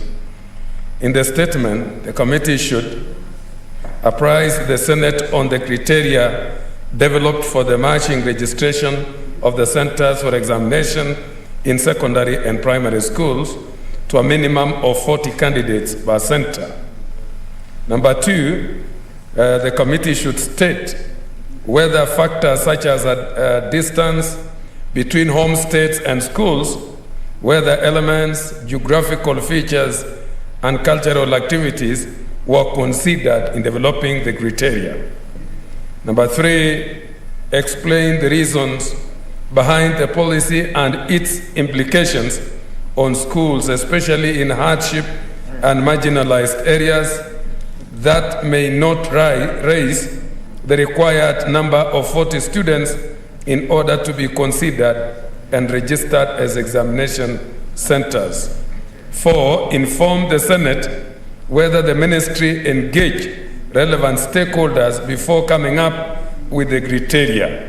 And lastly, number 5, Madam Speaker, the committee also should outline measures, if any, that the ministry will put in place in facilitating the ease of movement of candidates to the aforementioned examination centers. Thank you, Madam Speaker.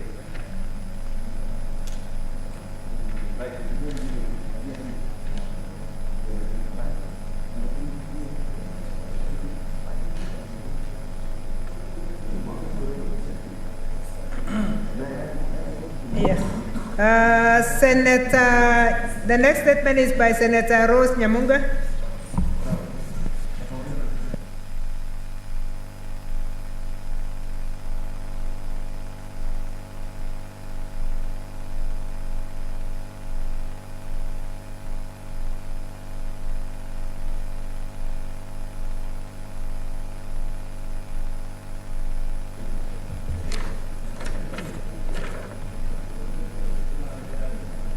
Madam Speaker, I rise pursuant to Standing Order 48-1 to seek a statement from the Standing Committee on Roads and Transportation regarding risk posed by floods in Ahero Junction, Ayueyo Kolunga section of the newly constructed Hispania Kisii Ahero A1 road. In the statement, the committee should, 1, explain whether the contractor took necessary measures to mitigate against risks posed by possible flooding of the Hispania Kisii Ahero Road, which cuts through the flood-prone areas of Ayueyo and the whole of Nyando sub-county. 2, find out whether the road's drainage system can adequately channel flood waters away from the road without endangering people's lives or neighboring homesteads, following the Meteorological Department warning of heavy rainfall beginning mid-August 2021. And 3, state the impact the road has on the general drainage of the flood-prone area of Nyando where it cuts through. I thank you, Madam Speaker.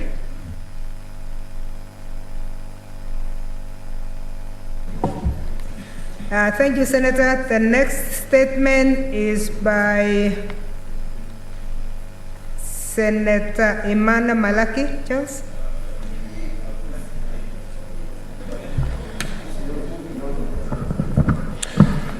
Senator Maruma, we have said there is no writing for now. What was your intervention on?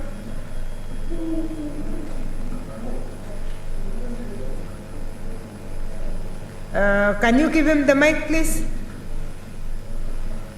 Senator Maruma, we don't want we want to finish our committee. Yes. Come forward. Thank you, Madam Speaker, for this opportunity. Dr. Rose Nyamunga has requested for a statement from the Committee of Roads, and I want to ask for a direction because 3 months ago, Madam Speaker, I had requested for a statement from the same committee on a road from Njukini to Ilasit, which is supposed to be tarmacked, and 3 months down the line, Madam Speaker, I have not received any response. Can you give direction on how that statement, Madam Speaker, is supposed to be prosecuted? Thank you, Madam Speaker. Thank you, Senator. Chairs of committees, I think we have said it now and again that when members ask for statements, they really want responses. And I want to ask the Standing Committee on Roads and Transportation to give a response on the question that was sent by Maruma. It's taken a long time, and we really want to dispose of most of our statements also, even as we are looking at the bills. So please, chairs of committees, ensure that your responses come before the House so that we can dispose them off. Thank you, Senator. Senator Imana Malaki Charles.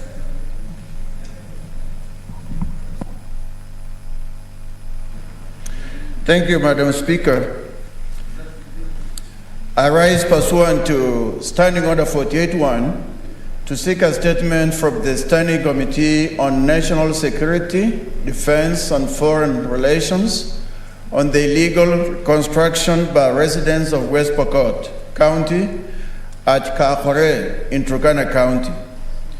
In the statement, the committee should, 1, investigate allegations that the leadership of West Pokot County has sanctioned the ongoing illegal construction at Kakore in Turkana County by residents of West Pokot through procuring and supplying them with building materials to erect buildings on land that does not belong to them.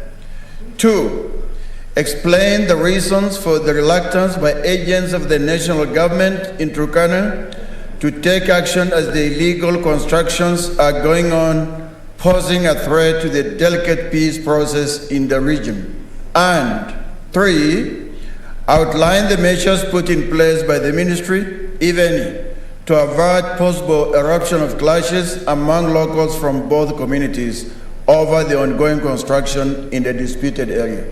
Thank you, Madam Speaker. The next one is by Senator Lake Abshiro. Abshiro is not here, so Senator of Narok, Senator Ladama Olekina. Madam Speaker, I thank you. Before I give this statement, I do so with a very painful heart, because this involves the eviction of our people, pastoralists in Laikipia. This is a matter that we've been dealing for many years. Madam Speaker, I rise pursuant to Standing Order number 48-1 to seek a statement from the Standing Committee on National Security, Defense and Foreign Relations regarding the threats by the Cabinet Secretary for Interior and Coordination of National Government to forcefully evict pastoralists from parcels of lands in Laikipia County. In the statement, Madam Speaker, the committee should explain the reasons behind the 7-day ultimatum issued by CS Matiang'i requiring herders to leave grazing lands in Laikipia County or be forcefully evicted by government security apparatus. Madam Speaker, in the statement, the committee should state whether the national government will provide alternative grazing land for the affected pastoralists ahead of the impending eviction as proclaimed by the Cabinet Secretary.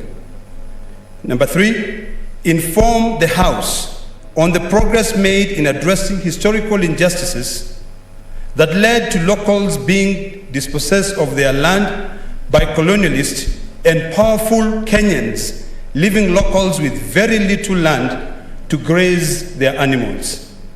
Madam Speaker, number 4, explain why expired leases for ranches in Laikipia County have continued to be renewed without portion of land being excised from the ranches for community benefit, thus exacerbating conflict in a pasture-stressed area. Number 5, state the impact of the livestock offtake program proposed by the Cabinet Secretary of Interior on the livelihood of the pastoralist communities in the areas targeted as a way of easing pressure on pasture. Number 6, cause the cessation of the 7-day ultimatum issued by the CS Matiang'i until a workable solution for addressing the plight of headers is arrived at in consultation with pastoralist communities in Laikipia County. And, Madam Speaker, explain whether there have been consultation between the government, pastoralists, and owners of, actually in quotes, owners of large tracts of land in Laikipia County in the past to address conflict over grazing land, and what the outcome of the consultation were. Madam Speaker, and finally, really requests the Cabinet Secretary to remember that that land belonged to the people of Laikipia. And also our families spread across from Narok, from Samburu, from Laikipia. So when you tell people that they leave within 7 days or will send the entire army and the entire police to go and evict them, it is really causing a lot of pain. Don't digress. So, Madam Speaker, I will not digress, but I thank you for allowing me to make this statement, because this is a very painful statement, and I hope that the security on the Committee on Security will deal with this matter urgently, because it will affect thousands and thousands of people. Senator Kinyo? Point of order. Thank you, Madam Chair. I want in this statement there must be clarity.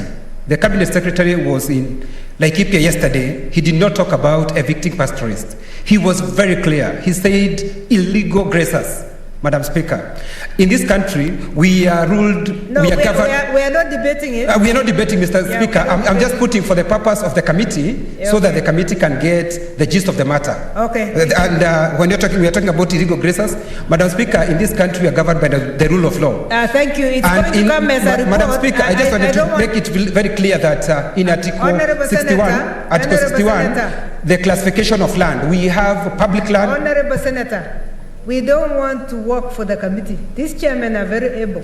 I am just giving credit, Madam Speaker. And you are all welcome to actually. Madam Speaker, when you say Laikipia, we have former colonies. Madam Speaker, that's not true. The statement speaks for itself. And I want him to wind up because in fact we will not allow any writing on this one. Point of order. So no writing. Madam Speaker, do I proceed or you are allowing point of orders? What's the point of order, Wambua? You don't have a card, Senator Sagaja?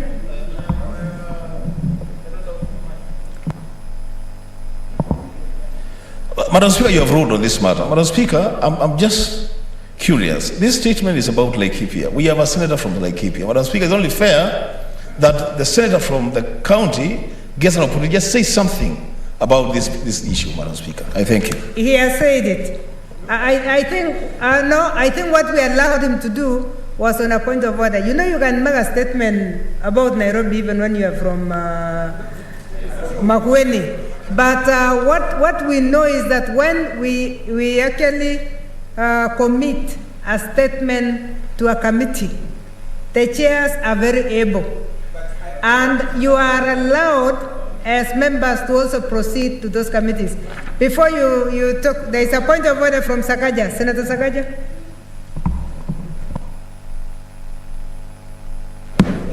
As a point, Madam Speaker, just very briefly, you know, in this house, yes, I'm on a point of order. Yes. In this house, we have 47 senators elected to represent counties. And then we have 20 who are nominated to represent special interest. And they're all very important. Madam Speaker, while a senator can ask a question on any part of the country, I think it is in order that once that statement has been raised in a situation like today where you've said you've limited riding, I think for the people we represent, it is in order to give, and the statement you raised is valid, but it's in order, Madam Speaker, to give the elected senator even a minute to say something, Madam Speaker. The people of Laikipia are watching, the people of Kenya are watching. It is in order, whether he agrees with it or not, it is in order for him to make as a general statement, because members will come here with the issues of Nairobi. Now if I don't speak, Madam Speaker, they will think I've agreed with that statement or I've disagreed. Madam Speaker, we represent people and we're elected. Who are you directing your point of order to? I think it is in order, Madam Speaker. So I'm asking, is it in order, For Madam the Speaker? For the chair not to give the... Madam Speaker, is it in order for...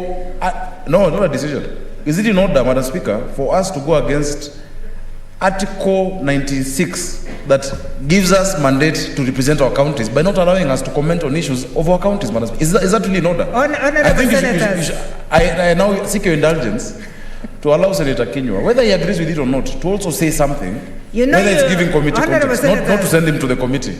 Honorable Senators, Senator Kinyua was on the floor. He requested to give a point of order because there is no other entry, and I allowed him the entry of point of order so that he tells us what's not in order. He has said what is not in order is the content, the question of pastoralists or illegal grazers. And we are very clear on that one. So please allow him to finish, because he is speaking and you are saying you want him to be given to speak. Yeah. So can you wind up, Senator? But we don't want to debate a report that has not come before us. I'm not debating. I'm just I'm putting it in context, the way it's supposed to be. Madam Speaker, I am seeing from this statement, and what we are talking, what the Cabinet Secretary said is that illegal grazers will be evicted from Laikipia. Secondly, he did mention about the operation. He did not say about the pasture, because in Laikipia, the north part of Laikipia, many Laikipians are pastoralists. So he would not have said the pastoralists in Laikipia will be evicted. Illegal grazers, Mr. Speaker, will be evicted. And the reason why he was saying that, Madam Speaker, is because one, this... Honorable Senator Kinyua, Honorable Kinyua. He had finished reading the statement. Honorable Senator. He had finished. Honorable Senators, please take your seats. I allowed a point of order. I do not allow debate. I do not allow you to answer questions that chairs are supposed to do. Chairs are going to give us this. And if you have any information, by the way, you are free as a senator to join the committee and to give them better information. So let's not dwell on the content. Something is we supposed to. Let's not dwell, because you are going to go to the chair of National Security, Defense and Foreign Affairs and give your information. That is how our standing orders are as far as statements are concerned. Number two, we agreed from 2 weeks ago that because of the busy programs we have, we will not allow any riders on our statements. So I think I want to close it at that, so that, but yet he had not finished. He had finished reading the statement, unless you want to comment. What I said is, Chair, Senator Olekina, when you present a statement, you are not supposed to qualify by anything, because you have a right to go to the committee to give further information and to raise other issues. Thank you. I thought you had read number 7. Read number 7. Finish number 7. He had read it. Madam Speaker, he had read it. You understand the problem. When you stand here and comment on... You have a copy. Madam Speaker, you have a copy. I want Madam you Speaker, to read number 7. Madam Speaker, the reason why I raise that is because what is being said by the Honorable Senator is not what is there. Can I read number 7, Madam Speaker? Can you read number 7? Yes. Can you read number 7? Can you read number 7? Madam Speaker, just in case all of us missed number 7. Why don't you, can he finish his statement? Can he finish his statement? You don't want him to read number 7?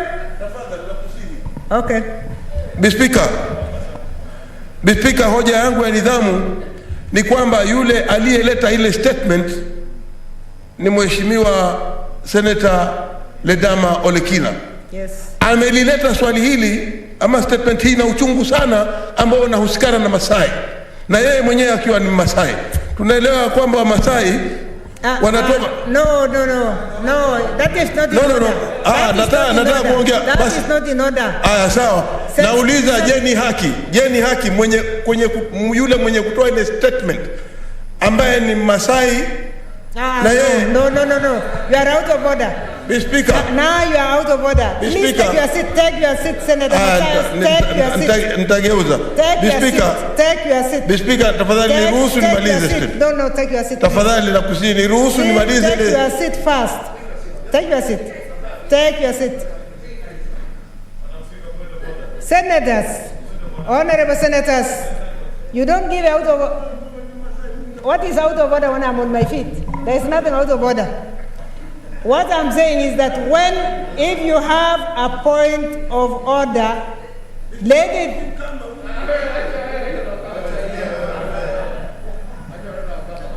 Honorable senators, but we don't want insinuations. Senators. No. Honorable senators.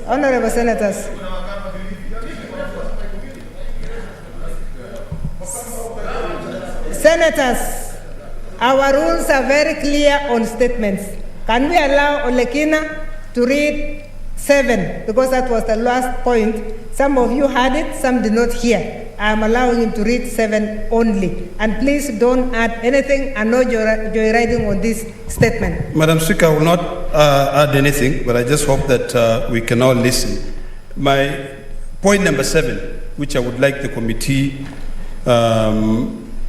in their statement, what they should explain is that explain whether there have been consultation between the government, pastoralists, and owners of large tract of lands, and I say owners in quotes because the land belongs to the Maasai, in Laikipia County in their past to address conflict over grazing land and what the outcome of that consultations were. Madam Speaker, we are in this house to defend our people. Thank you. Don't qualify it. Honorable senators, all the statements that have been read, stand committed to the relevant committees.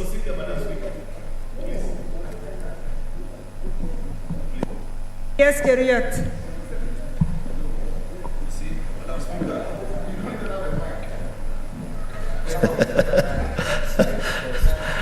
Justice is out of character today. Madam Speaker, I need your attention, Madam Speaker. Madam Speaker, I need your attention because Senator Sakaja raised a very important matter that I thought you'd rule on. That's why I wanted to remind you to give direction on it.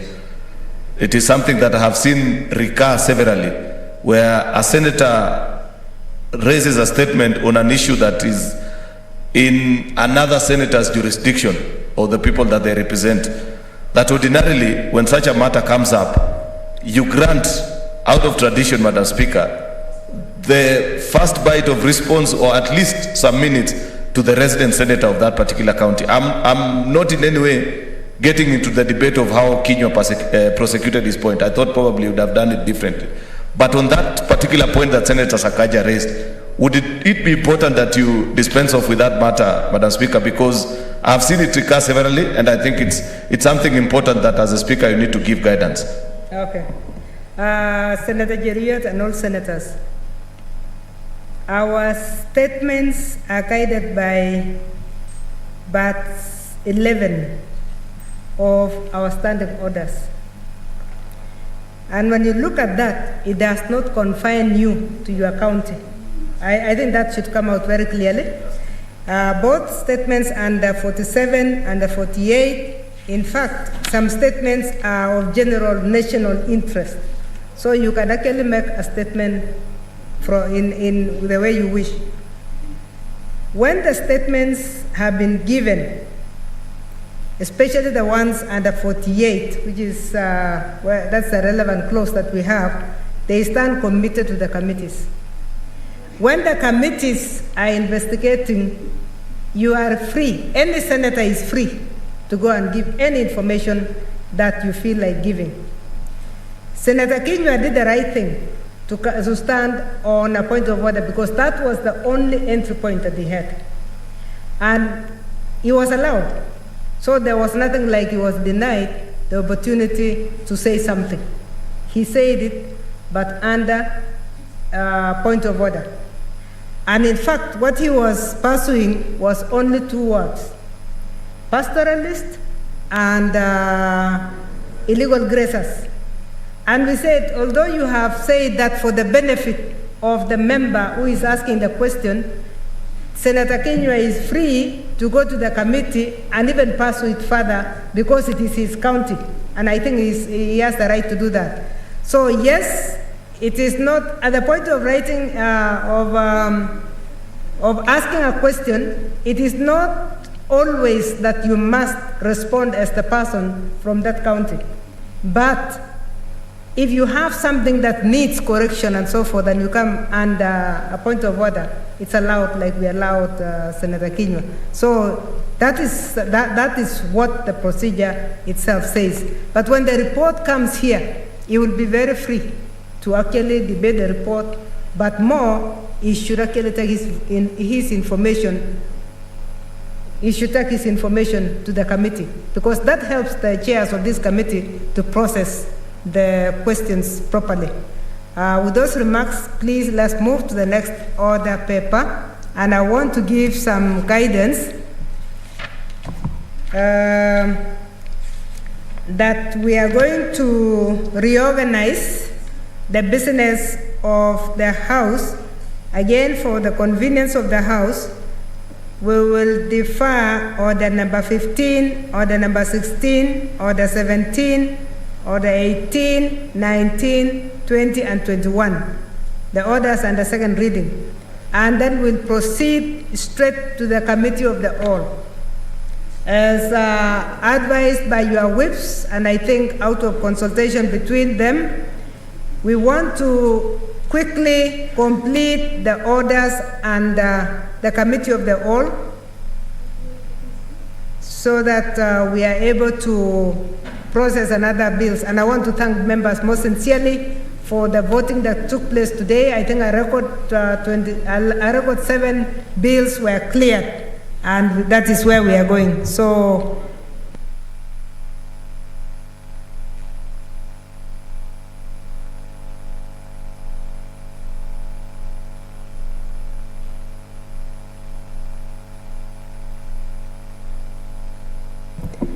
did I use the word defer?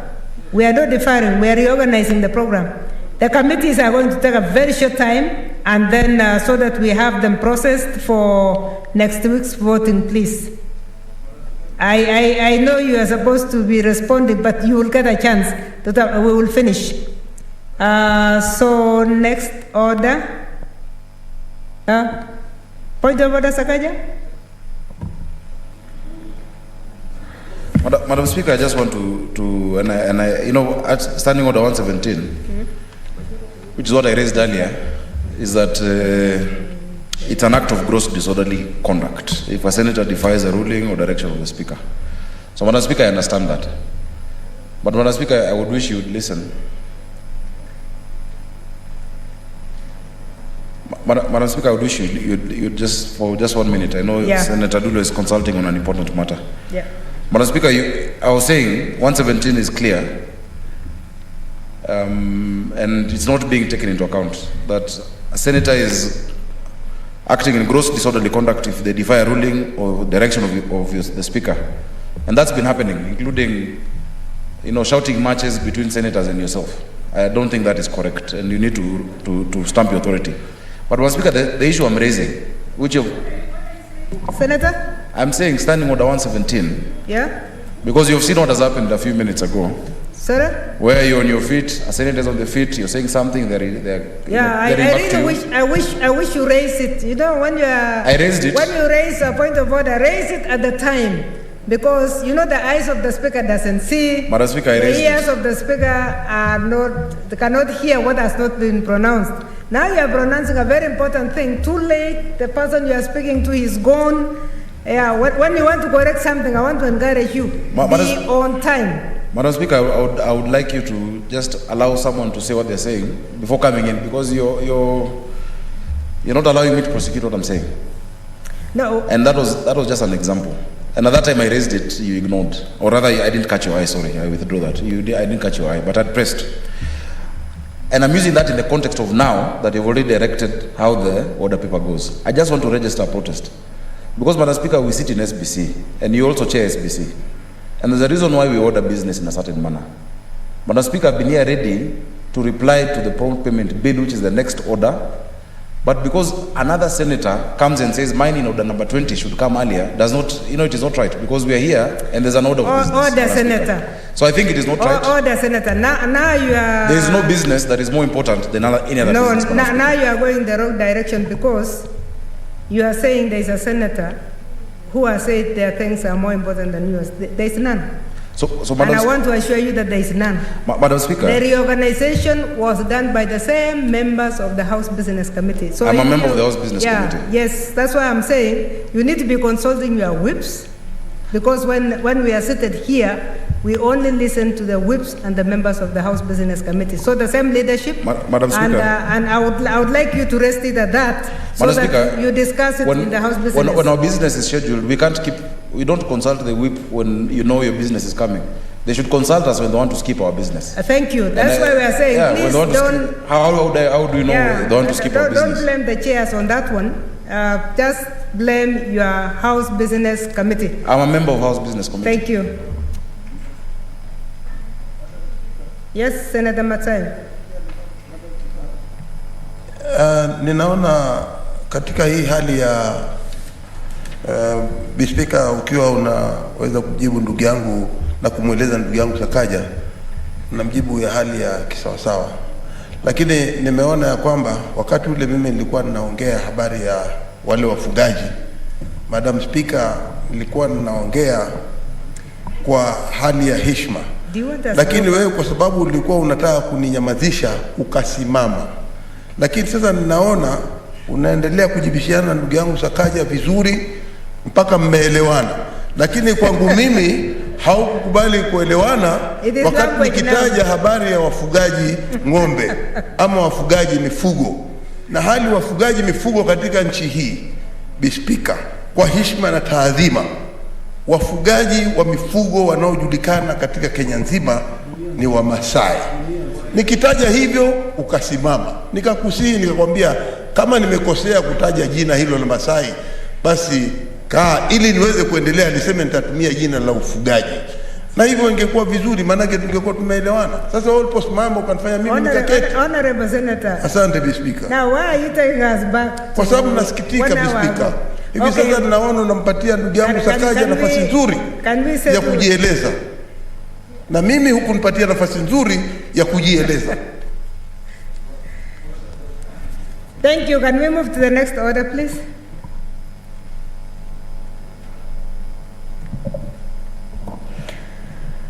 Order number 22, Committee of the Whole. The Wildlife Conservation and Management Amendment Bill, Senate Bills number 30 of 2020. Order number 23, Committee of the Whole. The Community Health Services Bill, Senate Bills number 34 of 2020. Order number 24, Committee of the Whole. The Parliamentary Powers and Privileges Amendment Bill, Senate Bills number 33 of 2020. Order number 25, Committee of the Whole.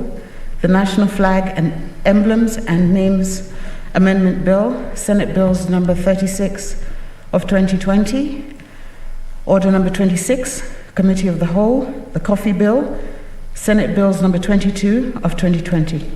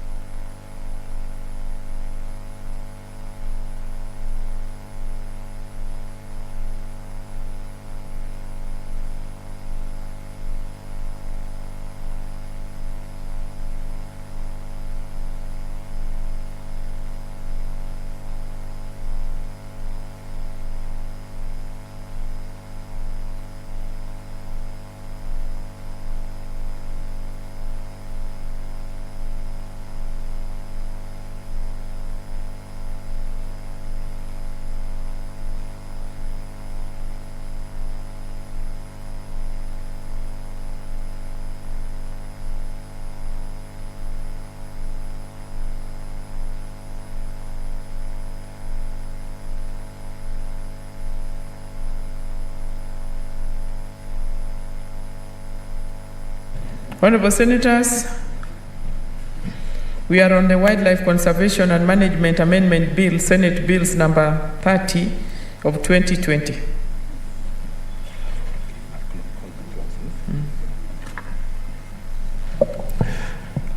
Clause 2.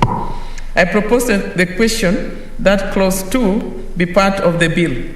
I put the question that clause 2 be part of the bill. Division at the end. Clause 3. I propose the question that clause 3 be part of the bill. Chairperson, Senator Ndwigwa.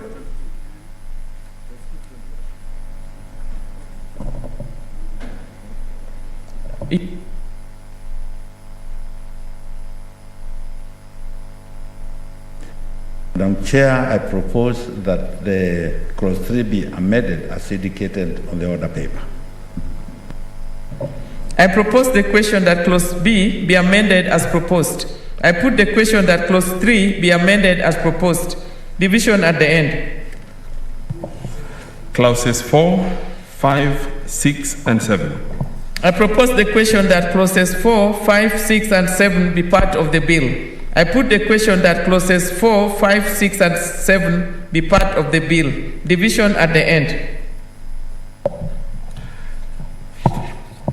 The title and clause 1. I propose the question that that the title and clause 1 be part of the bill. I put the question that the title and clause 1 be part of the bill. Division at the end.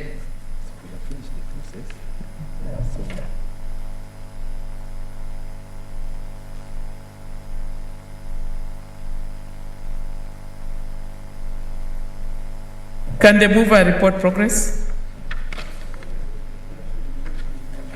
Senator Mwarumu.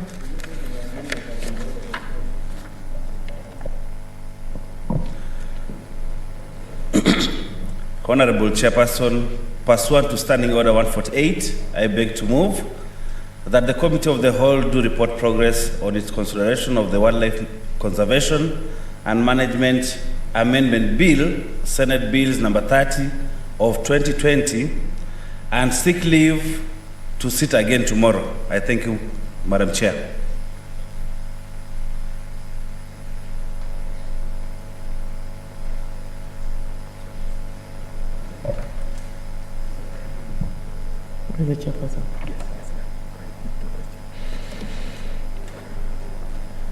I put the question that the Committee of the Whole do report progress on its consideration of the Wildlife Conservation and Management Amendment Bill, Senate Bills number 30 of 2020, and seek leave to sit again tomorrow.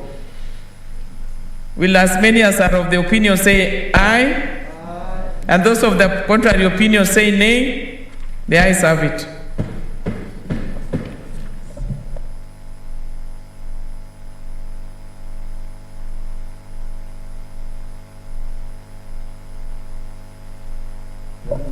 Honorable Senators, the next bill is the Community Health Services Bill, Senate Bills number 30 of 2020.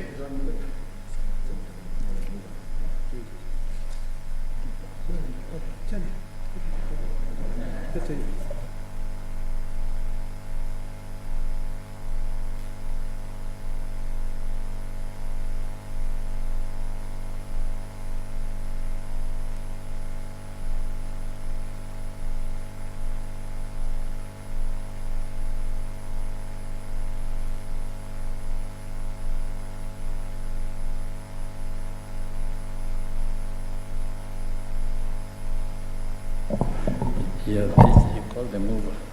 So Senator Zan will.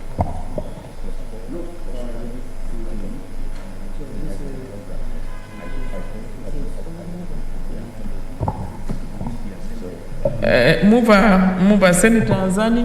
Clause 3. Senator Azani.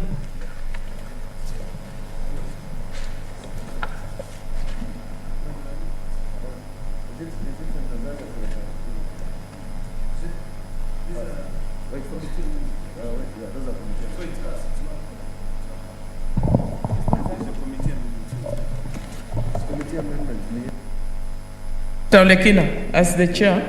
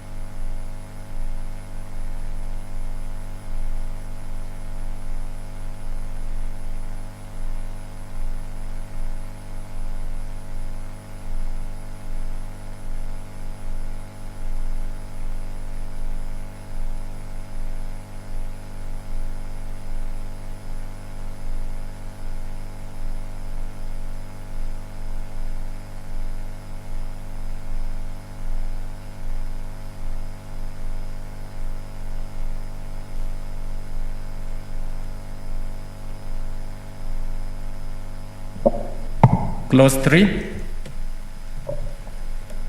Senator Zani? I propose that clause 3 be part of the bill. I move. I move that clause 3 be part of the bill.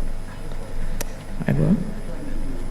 I propose the question that clause 3 be part of the bill. I put the question that clause 3 be part of the bill. Division at the end. Clause 4. Mover. I move that clause 4 be part of the bill.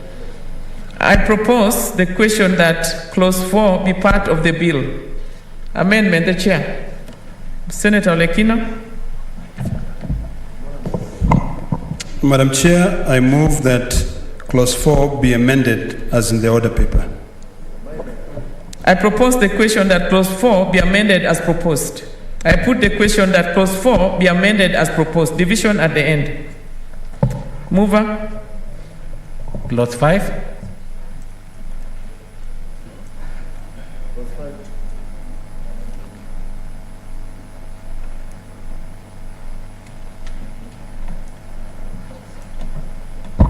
Madam Chair, I propose that clause 5 be part of the bill. I propose the question that clause 5 be part of the bill. Mover. The chair of the committee. Madam Chair, I propose that clause 5 be amended as it listed in the order paper. I propose the question that clause 5 be amended as proposed. I put the question that clause 5 be amended as proposed. Division at the end. Clause 6. Senator Zani. I move that clause 6 be part of the bill. I propose the question that clause 6 be part of the bill. Chairperson. Madam Chair, I move that clause 6 be amended as proposed in the order paper. I propose the question that clause 6 be amended as proposed. I put the question that clause 6 be amended as proposed. Division at the end. Clause 7. Mover, Senator Zani. Madam Chair, I move that clause 7 be part of the bill. I propose the question that clause 7 be part of the bill. I put the question that clause 7 be part of the bill. Division at the end. Clause 8. I propose the question that clause 8 be part of the bill. Chairperson? Or let the mover first. Senator Zani?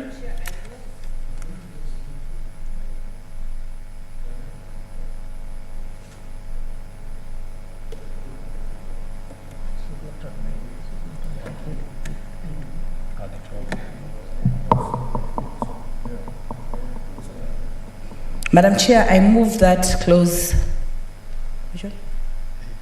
Which clause was it? Clause 8 be part of the bill. Chairperson, I propose the question that clause 8 be part of the bill. Chairperson? Madam Chair, I move that clause 8 of the bill be amended in subclause 1 by deleting paragraph C and substituting therefore with the following new paragraph. C, develop strategies for the effective and efficient delivery of community health services, including community and family-based care and support for persons with mental illness at the community level. I propose the question that clause 8 be amended as proposed. I put the question that clause 8 be amended as proposed. Division at the end. Clause 9. Senator Zani. I move that clause 9 be part of the bill. I propose the question that clause 9 be part of the bill. I put the question that clause 9 be part of the bill. Division at the end. Next. Clause 10. Mover, Senator Zani.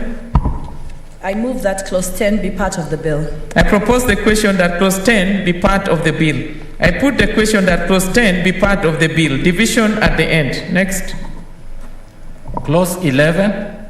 Mover, Senator Zani. I move that clause 11 be part of the bill. I propose the question that clause 11 be part of the bill. Chairperson? Madam Chair, I move that clause 11 of the bill be amended in sub-clause 2 by inserting the following new paragraph immediately after paragraph D. Monitor the rehabilitation and integration of persons with a mental illness into the community. I propose the question that clause 11 be amended as proposed. I put the question that clause, is it 8 or 11? That clause 11 be amended as proposed. Division at the end. Next. Clauses 12 to 19. Mover, Senator Zani. I propose that clause 12 to 19 be part of the bill. I propose the question that clauses 12 to 19 be part of the bill.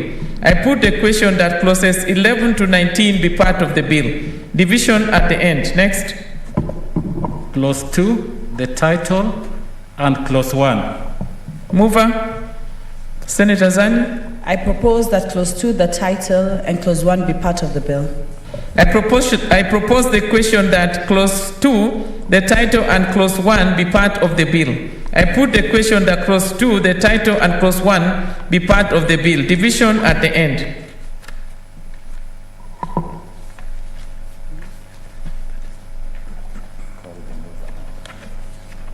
Mover.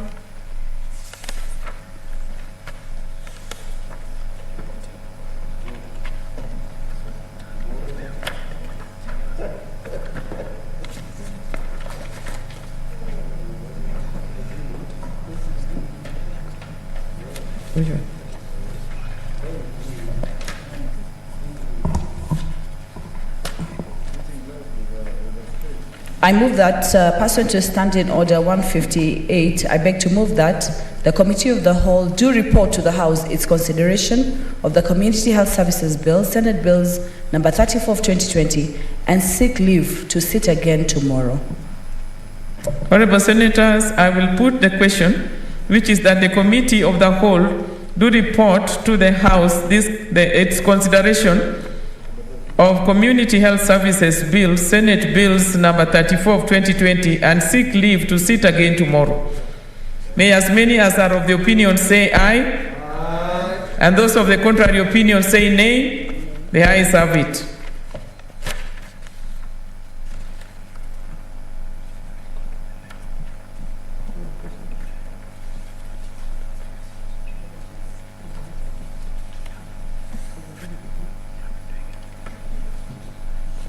Honorable Senators, we are on the procedure,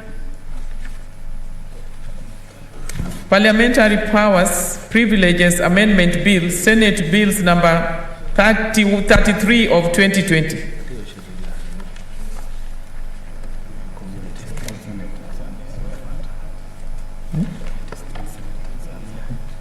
So we go to the mobile.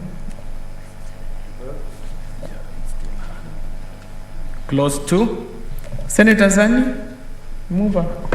I propose that clause 2 be part of the bill. I propose the question that clause 2 be part.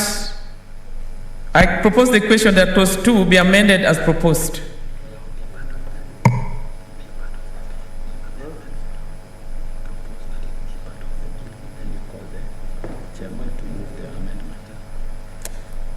Okay. I propose the question that clause 2 be part of the bill. Chairperson?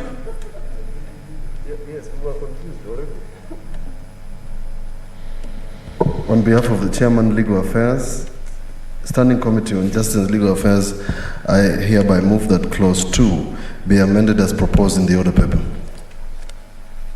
I propose the question that clause 2 be amended as proposed. I put the question that clause 2 be amended as proposed. Division at the end.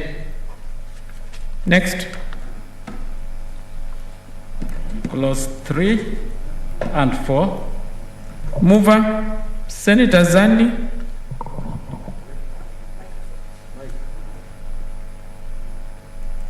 I move that clauses 3 and 4 be part of the bill. I propose the question that clauses 3 and 4 be part of the bill. I put the question that clauses 3 and 4 be part of the bill. Division at the end. Next order. The title and clause 1. I propose the question that the title and clause 1 be part of the bill. I put the question that the title and clause 1 be part of the bill. Division at the end.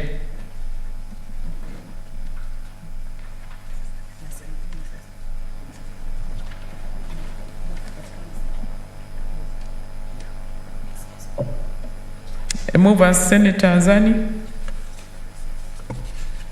Give her the mic. Oh, the mic, she has the mic.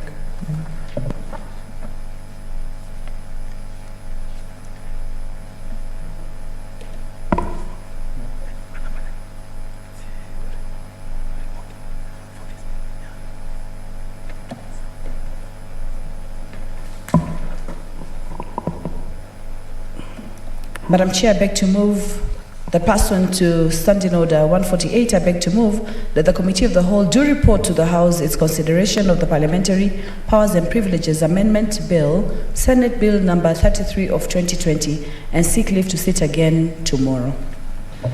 I put the question, which is that the Committee of the Whole do report to the House its consideration of the Parliamentary Powers and Privileges Amendment Bill, Senate Bills number 33 of 2020, and seek leave to sit again tomorrow. May as many as are of the opinion say aye, and those of the contrary opinion say nay. The ayes have it.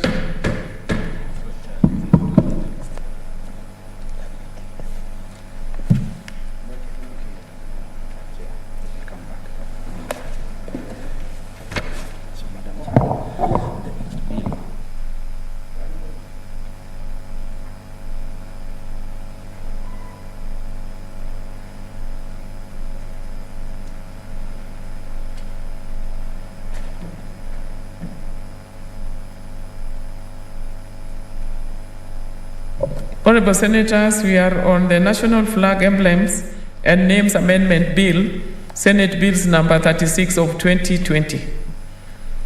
And I call upon the mover. Clauses 2 and 3. Mover. I move that clauses 2 and 3 be part of the bill.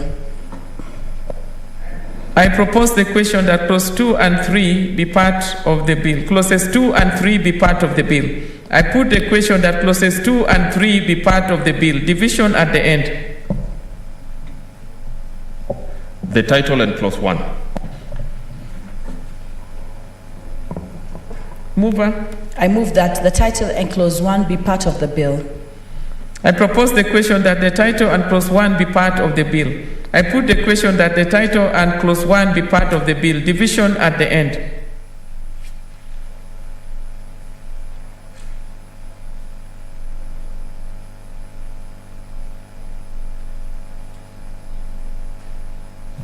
The mover to report. Honorable Chairperson, I beg to move that the committee do report to the Senate its consideration of the National Flag Emblems and Names Amendment Bill, Senate Bill number 36 of 2020, and its approval thereof with amendments.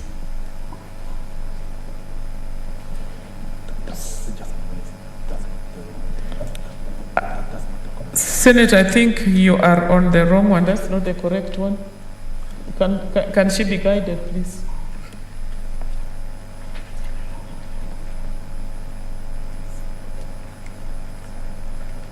Honorable Chairperson, pursuant to Standing Order 148, I beg to move that the Committee of the Whole do report progress on its consideration of the National Flag Emblems and Names Amendment Bill, Senate Bills number 36 of 2020, and seek leave to sit again tomorrow.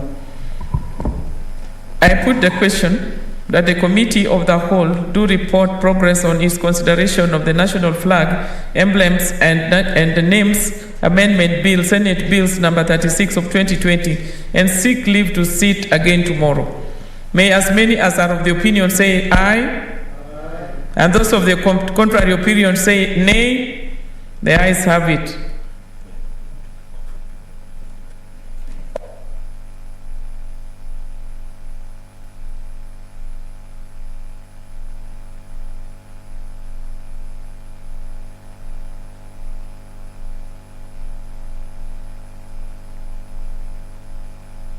Senators, we are on the coffee bill, Senate Bills number 22 of 2020. Clauses 3 to 5. I propose the question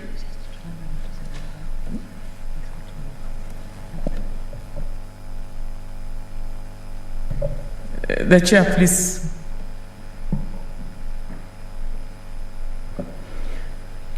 Madam Chair, I propose the question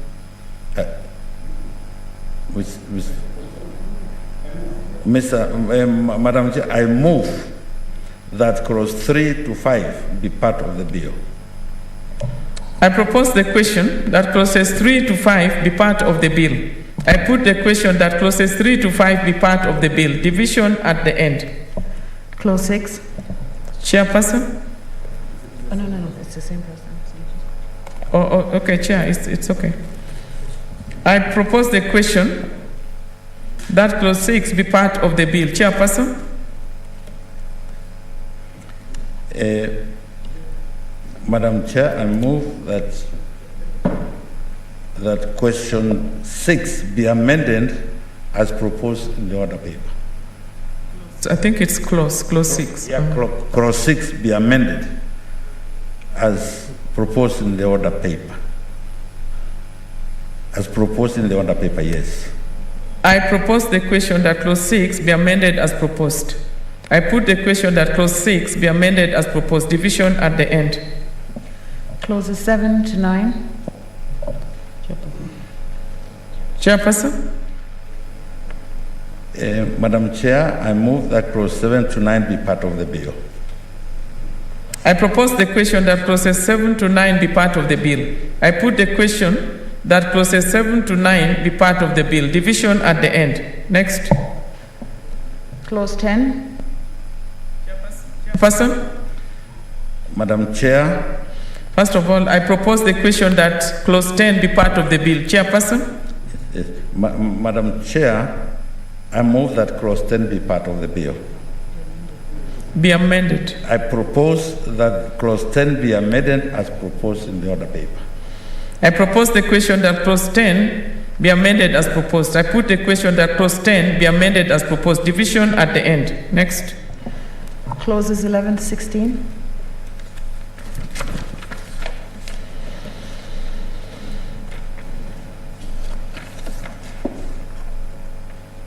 I propose the question that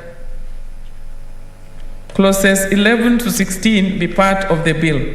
I put the question that clauses 11 to 16 be part of the bill. Division at the end. Clause 17. I propose the question that clause 17 be deleted. Chairperson? Yes, Madam Chair, I propose that clause 17 be deleted. I propose the question that clause 17 be deleted. I put the question that clause 17 be deleted. Division at the end. Next. Clause 18 to 22. I propose the question that clauses 18 to 22 be part of the bill. I put the question that clauses 18 to 22 be part of the bill. Division at the end. Clause 23. I propose the question that clause 23 be part of the bill. Chairperson? Madam Chair, I propose that clause 23 be amended as proposed in the order paper. I propose the question that clause 23 be amended as proposed. I put the question that clause 23 be amended as proposed. Division at the end. Next. Clause 24. I propose the question that clause 24 be part of the bill. I put the question that clause 24 be part of the bill. Division at the end. Clause 25. I propose the question that clause 25 be part of the bill. Chairperson? Madam Chair, I propose that clause 25 be amended as proposed in the order paper. I propose the question that clause 25 be amended as proposed. I put the question that clause 25 be amended as proposed. Division at the end. I propose the question that clause 26 be part of the bill. Chairperson? Madam Chair, I propose that clause 26 be amended as proposed in the order paper. I propose the question that clause 26 be amended as proposed. I put the question that clause 26 be amended as proposed. Division at the end. Clause 27. I propose the question that clause 27 be part of the bill. Chairperson? Madam Chair, I propose that clause 27 be amended as proposed in the order paper. I propose the question that clause 27 be amended as proposed. I put the question that clause 27 be amended as proposed. Division at the end. Clause 28 to 31. I propose the question that clauses 28 to 31 be part of the bill. I put the question that clauses 28 to 31 be part of the bill. Division at the end. Clause 32. I propose the question that clause 32 be part of the bill. Chairperson? Madam Chair, I propose that that clause 32 be amended as proposed in the order paper. I propose the question that clause 32 be amended as proposed. I put the question that clause 32 be amended as proposed. Division at the end. Clauses 33 to 39. I propose the question that clauses 33 to 39 be part of the bill. I put the question that clauses 33 to 39 be part of the bill. Division at the end. Clause 40. I propose the question that clause 40 be part of the bill. Chairperson? Madam Chair, I propose that clause 40 be amended as proposed in the order paper. I propose the question that clause 40 be amended as proposed. I put the question that clause 40 be amended as proposed. Division at the end. Clause 41. I propose the question that clause 41 be part of the bill. Chairperson?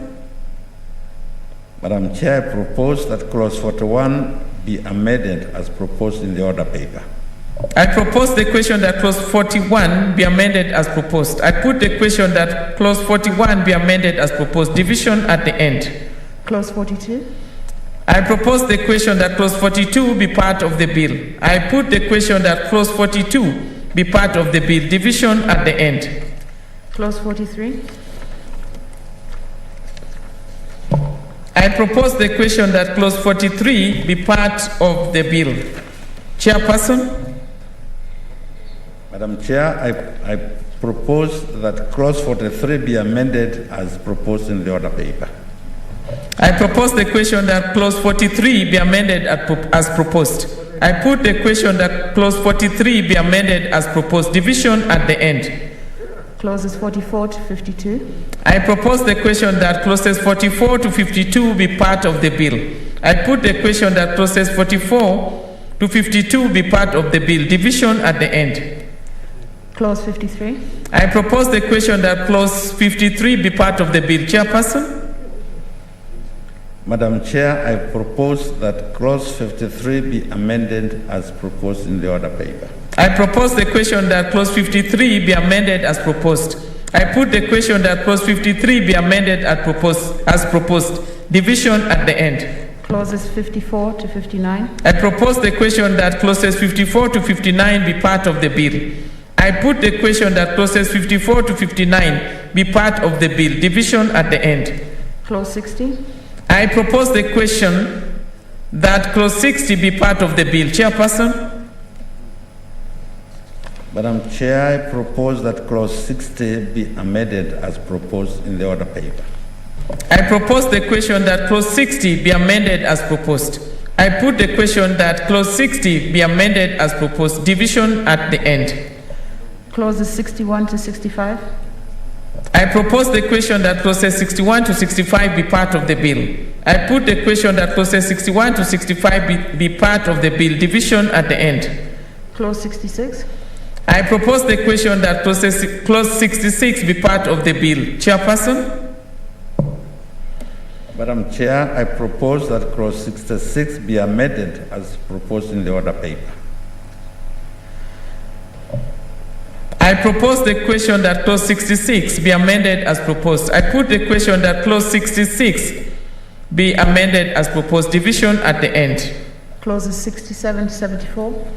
I propose the question that clauses 66 to 74 be part of the bill. I put the question that clauses 67 to 74 be part of the bill. Division at the end. New clause 2A.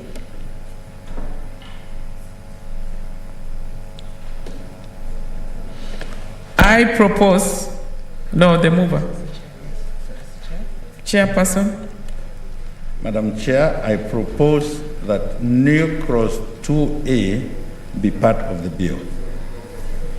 I propose the question that new clause 2A be read a second time. I think that's how you should have put it. Just do it again. Madam Chair, I propose that new clause 2A be read a second time. I propose the question that new clause 2A be read a second time. I put the question that new clause 2A be read a second time. Division at the end. New clause 27A. Chairperson. Madam Chair, I propose that new clause 2A be read a second time. 27A. 27A. 27, I propose that new clause 2A be read a second time. 27A, Chair, you are not getting it right. New 27A. New clause 27A. Yes. Be read a second time. I propose the question that new clause 27A be read a second time. I put the question that new clause 27A be read a second time. Division at the end. New clause 27B. Chairperson. Madam Chair, I propose that new clause 27B be read a second time. I propose the question that new clause 27B be read a second time. I put the question that new clause 27B be read a second time. Division at the end. New clause 27C. Chairperson. Madam Chair, I propose that new clause 27C be read a second time. I propose the question that new clause 27C be read a second time. I put the question that new clause 27C be read a second time. Division at the end. New clause 27D. Chairperson. Madam Chair, I propose that new clause 27D be read a second time. I propose the question that new clause 27D be read a second time. I put the question that new 27D be read a second time. Division at the end. New clause 27E. Chairperson. Madam Chair, I propose that new clause 27E be read a second time. I propose the question that new clause 27E be read a second time. I put the question that new clause 27E be read a second time. Division at the end. New clause 30A. Chairperson. Madam Chair, I propose that new clause 30A be read a second time. I propose the question that new clause 30A be read a second time. I put the question that new clause 30A be read a second time. Division at the end. New heading. Chairperson. Madam Chair, I propose that new heading be read a second time. I propose the question that new heading be read a second time. I put the question that new heading be read a second time. Division at the end. New clause 31A. Chairperson. Madam Chair, I propose that new clause 31A be read a second time. I propose the question that new clause 31A be read a second time. I put the question that new clause 31A be read a second time. Division at the end. New clause 31B. Chairperson. Madam Chair, I propose that new clause 31B be read a second time. I propose the question that new clause 31B be read a second time. I put the question that new clause 31B be read a second time. Division at the end. New clause 31C. Chairperson.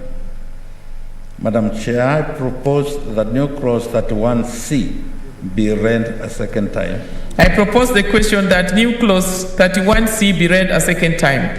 I put the question that new clause 31C be read a second time. Division at the end.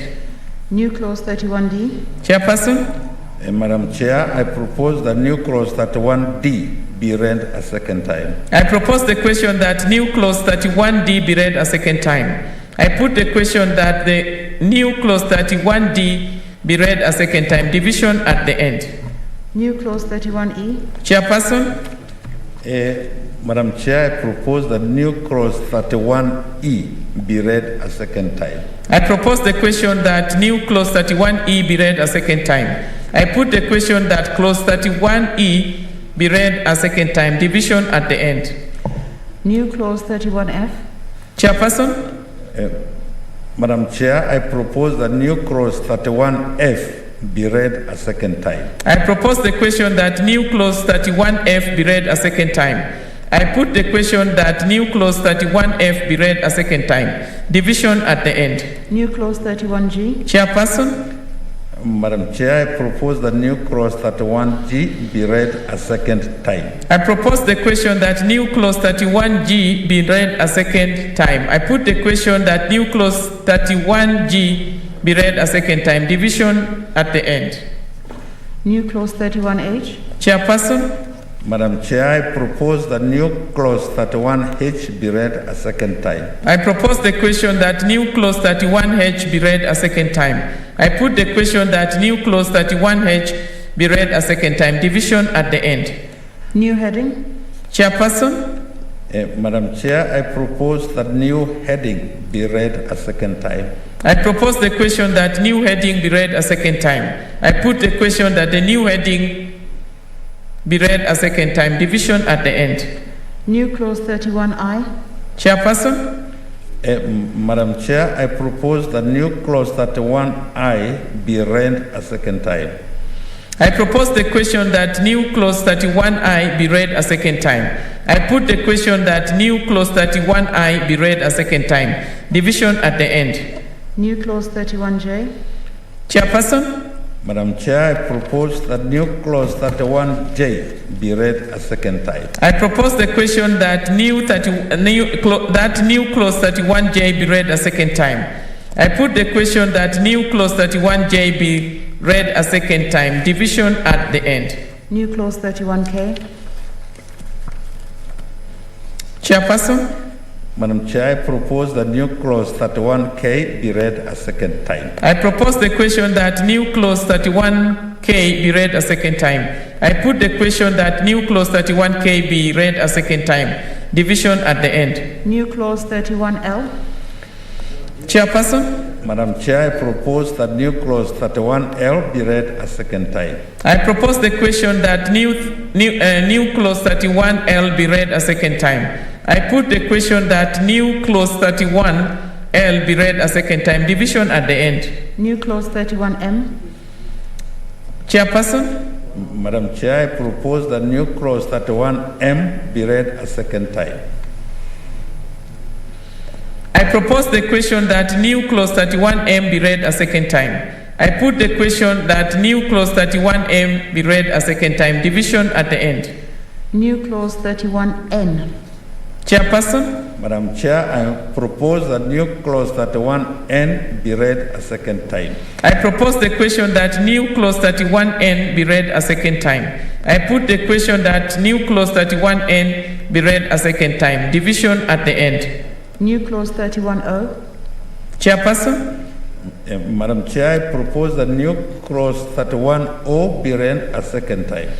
I propose the question that new clause 31O be read a second time. I put the question that new clause 31O be read a second time. Division at the end. New clause 31P. Chairperson? Madam Chair, I propose that new clause 31P be read a second time. I propose the question that new clause 31P be read a second time. I put the question that new clause 31P be read a second time. Division at the end. New clause 31Q. Chairperson? Madam Chair, I propose that new clause 31Q be read a second time. I propose the question that new clause 31Q be read a second time. I put the question that new clause 31Q be read a second time. Division at the end. New clause 31R. Oh, sorry. Heading. New heading. Chairperson? Madam Chair, I propose that new heading be read a second time. I propose the question that new heading be read a second time. I put the question that new heading be read a second time. Division at the end. New clause 31R. Chairperson? Madam Chair, I propose that new clause 31R be read a second time. I propose the question that new clause 31R be read a second time. I put the question that new clause 31R be read a second time. Division at the end. New clause 31S. Chairperson. Madam Chair, I propose that new clause 31S be read a second time. I propose the question that new clause 31S be read a second time. I put the question that new clause 31S be read a second time. Division at the end. New clause 31T. Chairperson. Madam Chair, I propose that new clause 31T be read a second time. I propose the question that new clause 31T be read a second time. I put the question that new clause 31T be read a second time. Division at the end. New clause 32A. Chairperson. Madam Chair, I propose that new clause 32A be read a second time. I propose the question that new clause 32A be read a second time. I put the question that new clause 32A be read a second time. Division at the end. New clause 60A. Chairperson. Madam Chair, I move that a new clause 60A be read a second time. I propose the question that new clause 60A be read a second time. I put the question that the new clause 60A be read a second time. Division at the end. First schedule. I propose the question that first schedule be part of the bill. I put the question that first schedule be part of the bill. Second schedule. I propose the question that the second schedule be part of the bill. Chairperson. Madam Chair, I propose that the second schedule be amended as proposed in the order paper. I propose the question that the second schedule be part of the bill. I put the question that second schedule be part of the bill. Division at the end.